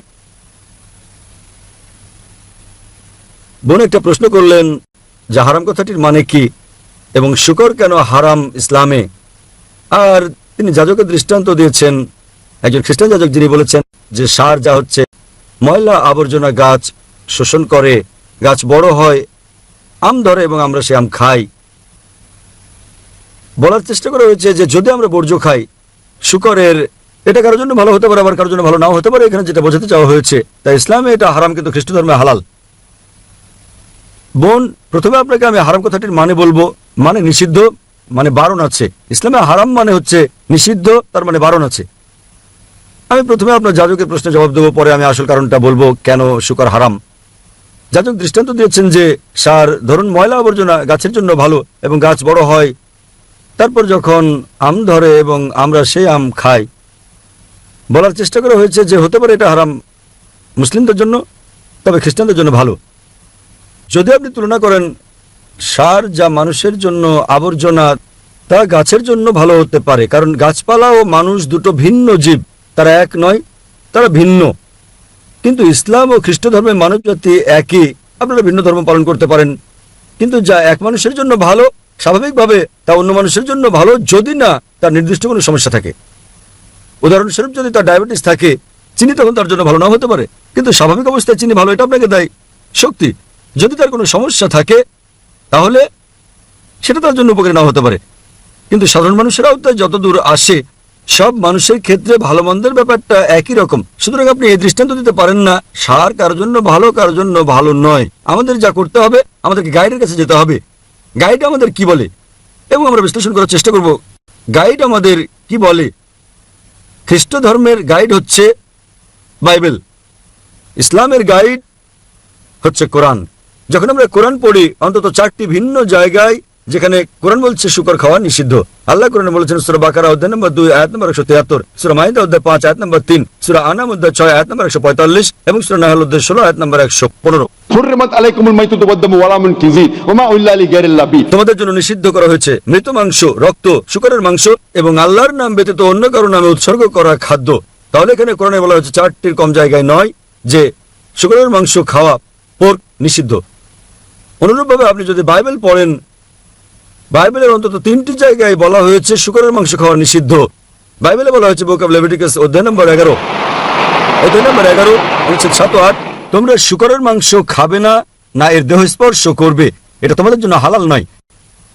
একই বার্তা দেওয়া হয়েছে বুক অব ডিউটেরোনমিতে অধ্যায় নম্বর 14 অনুচ্ছেদ 8, শুকরের খুর বিভক্ত নয় এবং একে তোমরা বেছে নিও না এবং এটা তোমাদের জন্য হালাল নয়। একই কথা বলা হয়েছে বুক অব আইজায়া অধ্যায় 65 অনুচ্ছেদ 2 থেকে 5, তোমরা শুকরের মাংস খেও না। তাহলে বাইবেলে অন্তত 3টি ভিন্ন জায়গায় বলা হয়েছে যে তোমরা শুকরের মাংস খাবে না। এবং যীশু খ্রিস্ট তারপর শান্তি প্রস্তাব বলেছেন গসপেল অফ ম্যাথিউ অধ্যায় নম্বর 5 অনুচ্ছেদ 7 থেকে 20, ভেবো না যে আমি নিয়ম ভাঙতে বা নবীদের ধ্বংস করতে এসেছি, আমি ধ্বংস করতে আসিনি বরং পূর্ণ করতে এসেছি। কেউ যদি একটি হিতোপদেশ ভঙ্গ করে তাকে সর্বরাজ্যে ডাকা হবে না। তার মানে যদি আপনি ওল্ড টেস্টামেন্টের একটি নিয়ম বিন্দু পরিমাণও ভঙ্গ করেন, আপনি জান্নাতে প্রবেশ করবেন না। তাই একজন খ্রিস্টান হিসেবে যদি আপনি বাইবেল বিশ্বাস করেন, তাহলে শুকরের মাংস খাওয়া আপনার জন্য নিষিদ্ধ, আপনার জন্য বারণ, আপনার জন্য হারাম। যদি আপনি মুসলিম হন, যদি আপনি কোরআন বিশ্বাস করেন, এটা নিষিদ্ধ। যদি আপনি বাইবেল কিংবা কোরআন বিশ্বাস না করেন, আসুন বিশ্লেষণ করে দেখি আজকালকার কারণ যুক্তি ও বিজ্ঞান শুকরের মাংস সম্পর্কে কি বলে। আজকালকার বিজ্ঞান আমাদেরকে বলছে যে আপনি শুকরের মাংস খেলে সম্ভাবনা আছে যে অন্তত আপনার 70টি রোগ হতে পারে। আপনার গুণাকৃমি হতে পারে, আপনার কেঁচোকৃমি হতে পারে, যেটা সবচেয়ে বিপজ্জনক অন্যান্য সব রোগের মধ্যে সেটা হচ্ছে ফিতাকৃমি। একে বলে টিনিয়া সোলিয়াম এবং এটি থাকে পরিপাকতন্ত্রে আর এটি খুবই লম্বা। যদি আপনি খুব ভালো করে সিদ্ধ করেন ডিম, টিনিয়া সোলিয়ামের ওভা তখনও মরে না এবং পরিপাক নালী থেকে এটা রক্তের মধ্য দিয়ে শরীরের প্রায় সব অঙ্গেই যেতে পারে। এটি চোখে ঢুকে অন্ধ করে দিতে পারে চোখ, হৃৎপিণ্ডে ঢুকে হার্ট অ্যাটাক ঘটাতে পারে, এটি মস্তিষ্কে ঢুকে মস্তিষ্ক অকেজো করে দিতে পারে। এবং যখন আপনি বুঝতে পারবেন যে আপনি এই রোগে আক্রান্ত, ততক্ষণে দেখবেন আপনার অপূরণীয় ক্ষতি হয়ে গেছে। অধিকন্তু বর্তমান বিজ্ঞান আমাদের বলছে যখন আপনি শুকরের মাংস খান, দেখবেন তাতে চর্বির উপাদান বেশি রয়েছে, বরং কম রয়েছে মাংস বেশি করার উপাদান। সেই কারণেই শুকরের মাংস যারা নিয়মিত খায় তাদের বেশিরভাগেরই ভুঁড়ি বড়, তারা মোটাসোটা। বর্তমান বিজ্ঞান আমাদের বলছে যে শুকরের মাংস খেলে তাদের বেশি সম্ভাবনা থাকে অ্যাথেরোক্লোসিস হওয়ার। অ্যাথেরোক্লোসিস আজকাল বিজ্ঞান আমাদের বলছে যে যদি আপনি নিয়মিত শুকরের মাংস খান, আপনার উচ্চ রক্তচাপ হতে পারে। সেজন্য বর্তমানে 50%-এর বেশি আমেরিকান তারা উচ্চ রক্তচাপে ভুগছে, কারণ তাদের বেশিরভাগই শুকর খায়। বর্তমান বিজ্ঞান এটা বলছে যে পৃথিবীর বুকে সবচেয়ে নোংরা প্রাণীর অন্যতম হচ্ছে শুকর। যেখানে আপনি ময়লা আবর্জনা দেখবেন সেখানে শুকর দেখতে পাবেন। বর্তমান বিজ্ঞান এও বলছে যে শুকর পৃথিবীর সবচেয়ে নির্লজ্জ প্রাণীগুলোর অন্যতম। শুকর বর্তমানে পৃথিবীর বুকে সবচেয়ে নির্লজ্জ প্রাণীগুলোর অন্যতম প্রাণী। এরা উপভোগ করে এটা দেখে যে স্বামী স্ত্রীকে, নিজ সহচরকে বন্ধুর সঙ্গে যৌনাচারে দেখে। পাশ্চাত্যের দেশগুলোতে আমরা ডান্স পার্টি দেখতে পাই। ডান্স পার্টির পর স্ত্রী বদল করে নেয় তারা। তুমি আমার স্ত্রীর সঙ্গে ঘুমাবে, আমি তোমার স্ত্রীর সঙ্গে ঘুমাবো। আপনি এটাকে ভদ্রতা ভাববেন? এবং একটা বৈজ্ঞানিক বিষয় আছে যে শুকর খেলে শুকরের মতো আচরণ করে থাকে। আশা করি উত্তরটা পেয়েছেন বোন। হ্যাঁ, ভেরি গুড। আমার পরের প্রশ্ন হচ্ছে প্রসাদ ও চরণামৃত সম্পর্কে, যা মন্দিরে দেয়া হয়। আমি জানতে চাই এটা কতটা ভিন্ন। যখন মুসলিমরা হজে যায়, তারা খেজুর ও জমজমের পানি নিয়ে আসে, তাহলে মুসলিমদের কেন প্রসাদ বা চরণামৃত গ্রহণ বন্ধ করতে হবে? তফাৎ কোথায়? একটা ভালো প্রশ্ন করেছেন। তিনি বললেন যখন হিন্দুরা মন্দিরে যায় তাদের প্রসাদ দেওয়া হয়, যখন মুসলিমরা হজে যায়, হজ থেকে ফিরে মুসলিমরা খেজুর দেয়, তফাৎ কি? তফাৎটা হচ্ছে যে প্রসাদ, খাদ্য যা দেবতাকে উৎসর্গ করা হয়। হিন্দু ধর্মে আপনি দেখবেন হিন্দু ধর্ম আলাদা। হিন্দুরা যা করে তা হচ্ছে তারা মন্দিরে যায় এবং দেবতাকে খাদ্য দেয়। আল্লাহ কোরআনে বলেছেন সূরা আনাম অধ্যায় নম্বর 6 আয়াত নম্বর 14, আল্লাহ সবার জন্য আহার যোগান, কিন্তু তার খাওয়ার প্রয়োজন হয় না। আমরা মানুষে কিভাবে ঈশ্বরকে খাদ্য দেই?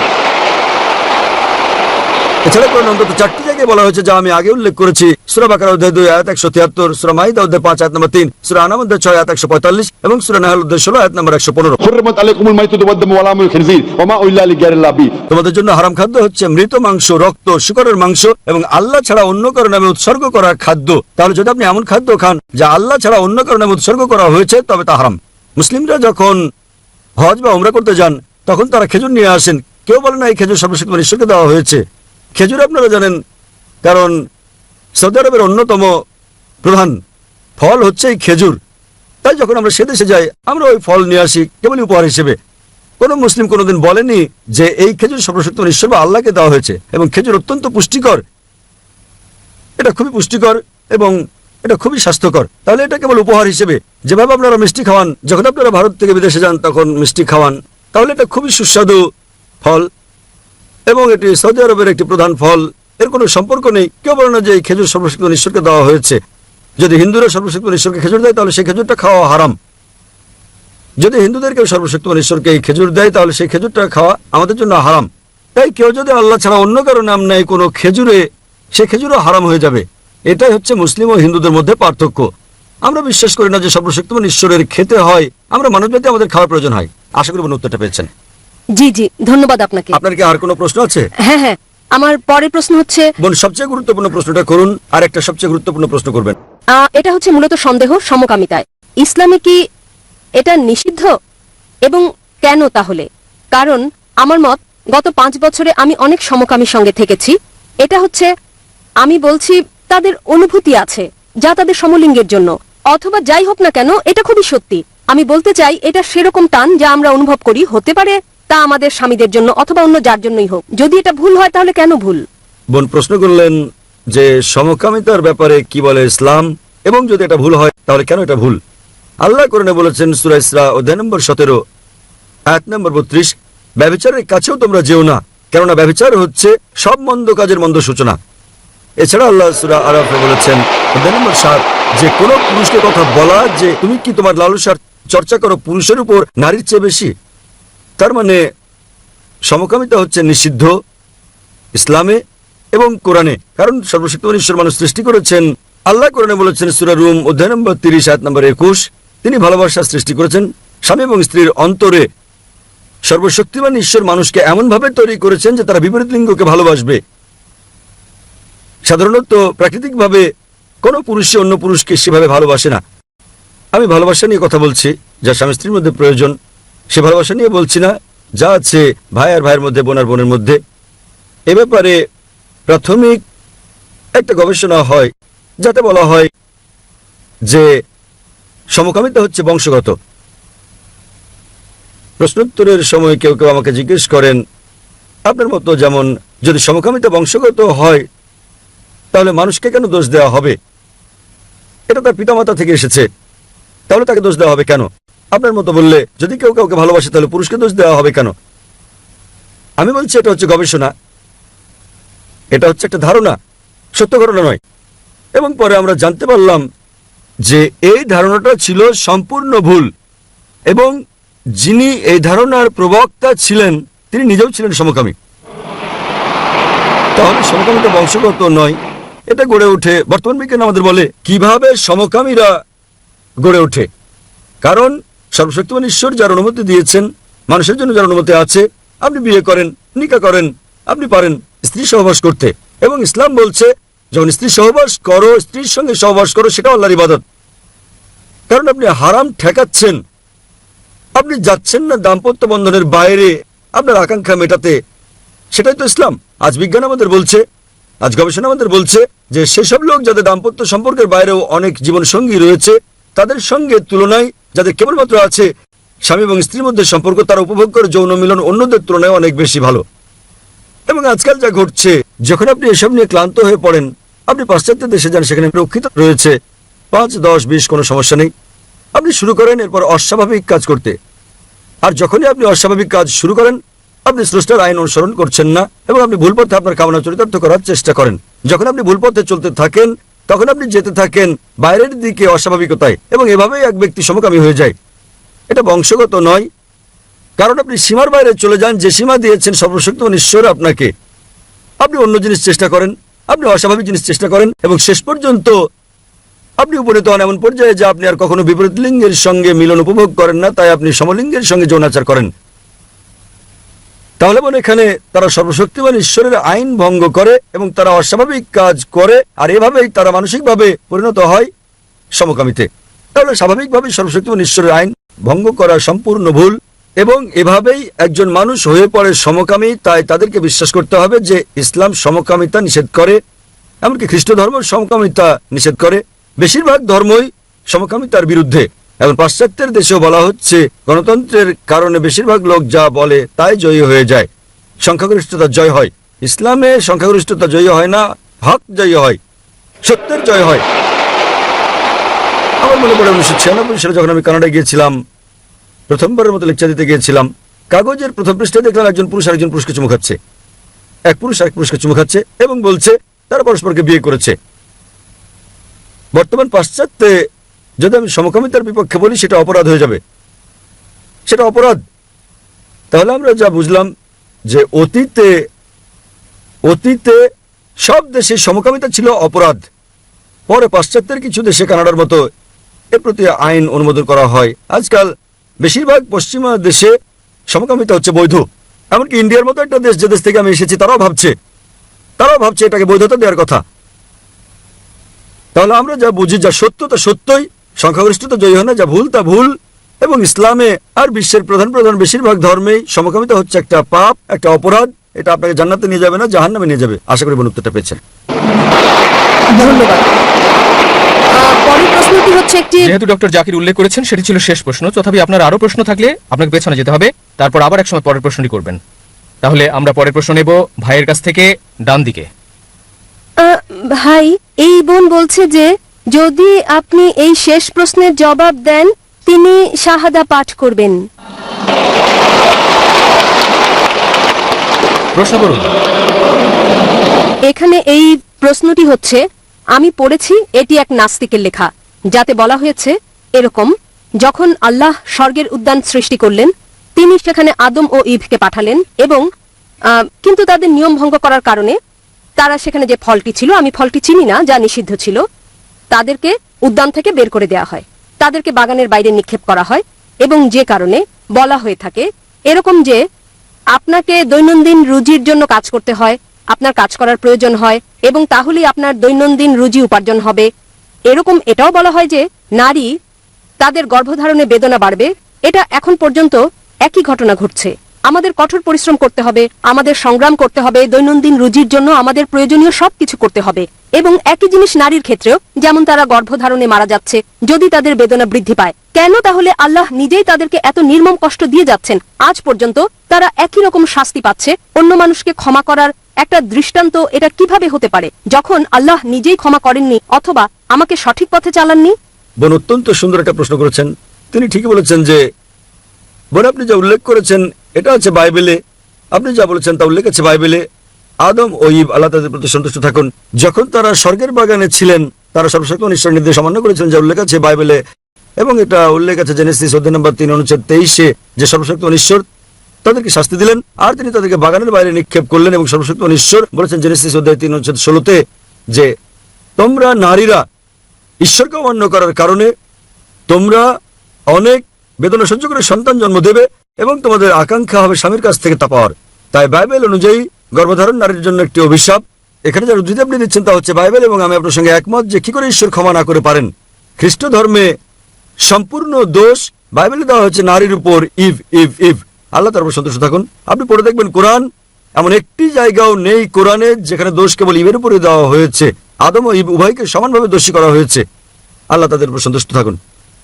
যদি আপনি পড়েন কোরআন, এটা উল্লেখ আছে সূরা আরাফে অধ্যায় নম্বর 7 আয়াত নম্বর 19 থেকে 27, যে আদম ও ইভ আল্লাহ তাদের উপর সন্তুষ্ট থাকুন, তারা উভয়ই তারা ঈশ্বরকে অমান্য করেন।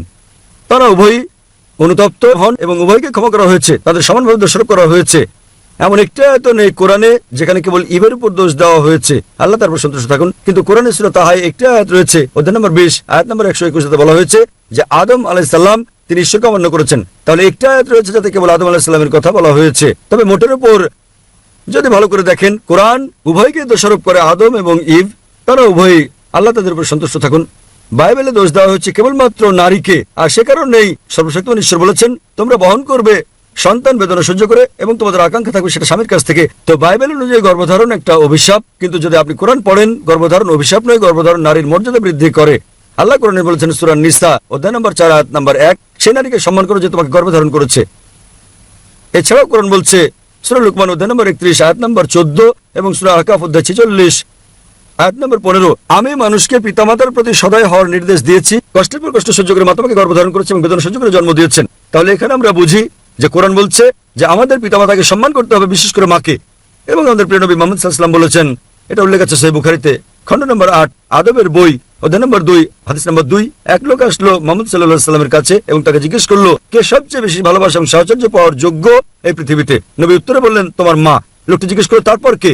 নবী আবার বললেন তোমার মা। লোকটি আবার জিজ্ঞেস করলো তারপর কে? নবী আবার বললেন তোমার মা। তারপর লোকটি জিজ্ঞেস করলো তারপর কে? তখন চতুর্থবারের নবী বললেন যে তোমার বাবা। তার মানে 75%, 3/4 ভালোবাসা ও সাহচর্য প্রাপ্য হচ্ছে তোমার মায়ের, 25%, 1/4 বাবার জন্য প্রাপ্য। সংক্ষেপে মা পাচ্ছেন গোল্ড মেডেল, তিনি পাচ্ছেন সিলভার মেডেল এবং ব্রোঞ্জ মেডেলটাও তিনি পাচ্ছেন। বাবাকে কেবল সান্ত্বনা পুরস্কার নিয়ে সন্তুষ্ট থাকতে হচ্ছে। তাহলে এই হচ্ছে ইসলামের শিক্ষা। ইসলামে গর্ভধারণ নারীর মর্যাদা বৃদ্ধি করে এবং আমি আপনার সঙ্গে একমত। একবার সর্বশক্তিমান ঈশ্বর মানুষকে ক্ষমা করে দিয়ে কি করে তাদের শাস্তির পর শাস্তি দিতে পারেন? তাহলে এই হচ্ছে ইসলাম ও খ্রিস্ট ধর্মের মধ্যে পার্থক্য। বোন, আপনি কি এই উত্তরে সন্তুষ্ট? হ্যাঁ, অবশ্যই। তাহলে আপনি কি এখন ইসলাম গ্রহণ করতে চান? হ্যাঁ। আপনি কি বিশ্বাস করেন ঈশ্বর হচ্ছেন একজন? হ্যাঁ, বিশ্বাস করি। আপনি কি বিশ্বাস করেন যীশু খ্রিস্ট হলেন ঈশ্বর? না। আপনি কি বিশ্বাস করেন নবী মুহাম্মদ সাল্লাল্লাহু আলাইহি সাল্লাম সর্বশেষ ও চূড়ান্ত পয়গম্বর? হ্যাঁ, করি। কেউ কি আপনাকে ইসলাম ধর্ম গ্রহণ করতে বাধ্য করছে? না। আপনি স্বেচ্ছায় গ্রহণ করছেন ইসলাম? হ্যাঁ। নিজের মতে ইসলাম গ্রহণ করছেন আপনি? হ্যাঁ। কেউ আপনাকে ঘুষ টুস দিচ্ছে? না। ইনশাআল্লাহ আমি আরবিতে বলবো, আপনি আমার শুনে শুনে বলবেন। ওকে। আশহাদু আশহাদু আল্লাহ আল্লাহ ইলাহা ইলাহা ইল্লাল্লাহ ইল্লাল্লাহ ওয়া আশহাদু ওয়া আশহাদু আন্না আন্না মুহাম্মাদান মুহাম্মাদান আবদুহু আবদুহু ওয়া রাসূলুহু। ওয়া রাসূলুহু। আমি সাক্ষ্য দিচ্ছি আমি সাক্ষ্য দিচ্ছি যে কোনো উপাস্য নেই কোনো উপাস্য নেই আল্লাহ ছাড়া আল্লাহ ছাড়া। এবং আমি আরো সাক্ষ্য দিচ্ছি যে যে নবী মুহাম্মদ হলেন বার্তাবাহক এবং আল্লাহর বান্দা। মাশাআল্লাহ। আপনি এখন মুসলিম এবং আমি আল্লাহর কাছে দোয়া করি আল্লাহ যেন আপনাকে পথ দেখান এবং আপনার পরিবারের সদস্যদের পথ দেখাতে সাহায্য করেন। এই দুনিয়ায় আপনাকে উত্তম জীবন দান করেন এবং একই রকম পরকালও, এবং ইনশাআল্লাহ আপনাকে জান্নাত দান করুন। তাহলে আছেন আর কোনো অমুসলিম অতিথি? বোনদের মাইক কিংবা ভাইদের কোনো মাইকের সামনে? এখানে একজন আছেন। প্রশ্ন করুন। তিনি তার পরিচয় দিতে চান না, তাই আমি প্রশ্ন করব। ওকে। প্রশ্নটি হচ্ছে, এটা কি যথেষ্ট আল্লাহর উপর বিশ্বাস থাকা কেবল আপনার মনে, নাকি আপনাকে তা ঘোষণা করতে হবে জনসমক্ষে? বোন একটা গুরুত্বপূর্ণ প্রশ্ন করেছেন। আপনার প্রশ্ন জবাব দেওয়ার আগে আমি অমুসলিম ভাই বোনদেরকে অনুরোধ করব যে এটাই সুযোগ, এটাই শেষ অধিবেশন এই সম্মেলনের, দুবাই আন্তর্জাতিক শান্তি সম্মেলন। যদি আপনার কোনো প্রশ্ন থাকে ইসলামের উপর, খ্রিস্টান ধর্মের উপর, হিন্দু ধর্মের উপর, আপনাদের জন্য এটা একটা সুযোগ। দয়া করে নিঃসংকোচে মাইকের কাছে চলে আসুন। আপনি যে কোনো প্রশ্ন করতে পারেন, কোরআনের সমালোচনাও করতে পারেন। আমি যুবক, সহ্য করতে পারবো। এটাই আপনাদের সুযোগ, এটাই শেষ অধিবেশন। দয়া করে লজ্জাবোধ করবেন না, মাইকের কাছে আসুন এবং আপনার সন্দেহ দূর করুন। বোন একটা গুরুত্বপূর্ণ প্রশ্ন করেছেন যে এটাই কি যথেষ্ট কোনো ব্যক্তির জন্য বিশ্বাস রাখা সর্বশক্তিমান ঈশ্বরে এবং তার উপর বিশ্বাস রাখলে চলবে, না তাকে সেটা ঘোষণা করতে হবে? বোন, সবচেয়ে গুরুত্বপূর্ণ দিক হচ্ছে যে সেই ব্যক্তির সর্বশক্তিমান ঈশ্বরে বিশ্বাস থাকতে হবে। ঘোষণা করা জনসমক্ষে কিংবা অন্য কারো কাছে আবশ্যকীয় নয়। যদি বোন মনে করেন তার জীবন নাশের আশঙ্কা রয়েছে, তার সমস্যা রয়েছে, কিংবা সমাজ তার ক্ষতি করতে পারে, এসব ক্ষেত্রে অন্তরে বিশ্বাস রাখাটাই যথেষ্ট। তবে জীবনের উপর কোনো ঝুঁকি না থাকলে, সে ব্যক্তি কোনো বিপদ না হলে ঘোষণা করাটা ভালো, কারণ তাহলে ওই ব্যক্তি স্বাধীনভাবে ইসলাম পালন করতে পারবেন। কারণ যদি আপনার বিশ্বাস থাকে এবং আপনি তা অন্যদের কাছে গোপন করেন, তাহলে আপনাকে ইসলামের অনুসরণ করতে হবে গোপনে, যা কষ্টকর হয়ে পড়ে। তাই যদি আপনি মূলত জীবনের আশঙ্কা করেন অথবা আপনি আশঙ্কা করেন কেউ আপনার ক্ষতি করতে পারে, তাহলে ঘোষণা করা ফরজ নয়, বাধ্যতামূলক নয়। তবে এই ধরনের সমস্যা না থাকলে ঘোষণা করাটাই ভালো, কারণ আপনি আপনার ধর্ম প্রকাশ্যে পালন করতে পারবেন এবং আপনাকে গোপনে এর চর্চা করতে হবে না। আশা করি উত্তরটা পেয়েছেন। আপনাকে ধন্যবাদ। আসসালামু আলাইকুম। আমি আপনাকে বলবো যদি কিছুটা আলোকপাত করেন বাইবেলের একটি অনুচ্ছেদের ওপর। এটি ওল্ড টেস্টামেন্ট, সলোমন অধ্যায় 5 অনুচ্ছেদ 16। এটি হিব্রু ভাষায়। Hiko mamitikim wikulo Muhammadim zidude wazara'i baine Jerusalem. আমি জানি ইংরেজিতে মুহাম্মাদিমের ভাষান্তর করা হয়েছে সর্বাঙ্গীন সুন্দর। আমি যা জানতে চাই, কেন খ্রিস্টানরা জানে না যে মুহাম্মদ সম্পর্কে বলা হয়েছে বাইবেলে? বোন যে প্রশ্নটি করলেন তিনি উদ্ধৃতি দিয়েছেন হিব্রু ভাষায় অনুচ্ছেদ বাইবেলের সং অফ সলোমন থেকে অধ্যায় নম্বর 5 অনুচ্ছেদ 16, যাতে বলা হয়েছে हिक्कुम मितकिम बिकुल्ली मुहम्मदिम जैदुदी जैराई बैन जेरूसलम। যার মানে বোন কেবল একটি শব্দের অনুবাদ করেছেন। এর মানে তিনি সবচেয়ে সুন্দর, তিনি সর্বাঙ্গীন সুন্দর, তিনি আমার প্রিয়, তিনি আমার বন্ধু, হে জেরুজালেমের কন্যারা। এই হচ্ছে তার উদ্ধৃত হিব্রু অনুচ্ছেদটির পূর্ণাঙ্গ অনুবাদ, এবং যাতে বলা হয়েছে हिक्कुम मितकिम बिकुल्ली मुहम्मदिम। মুহাম্মাদিম সেমেটিক ভাষায় যখন আপনি সম্মান দেখান তখন আপনি তাতে ইম লাগান, যেমন এলা ঈশ্বরকে বোঝায়, এলোহিম হচ্ছে ঈশ্বর প্রতি সম্মান। একই জিনিস মুহাম্মাদের নামে সাল্লাল্লাহু আলাইহি সাল্লাম তারা ইম যোগ করে, এবং এর মানে এতে বলা হয়েছে মুহাম্মাদিম। তাহলে আপনি যদি অরিজিনাল টেক্সট পড়েন, মুহাম্মদ সাল্লাল্লাহু আলাইহি সাল্লামের নাম এমনকি বাইবেলেও উল্লেখ আছে। বোন জানতে চাচ্ছেন তাহলে কেন খ্রিস্টানরা বিশ্বাস করে না নবী মুহাম্মদ সাল্লাল্লাহু আলাইহি সাল্লামকে? বোন, আপনাদের প্রশ্ন করা উচিত খ্রিস্টানদেরকে। আমি শত শত খ্রিস্টানকে এই প্রশ্নটা করেছি।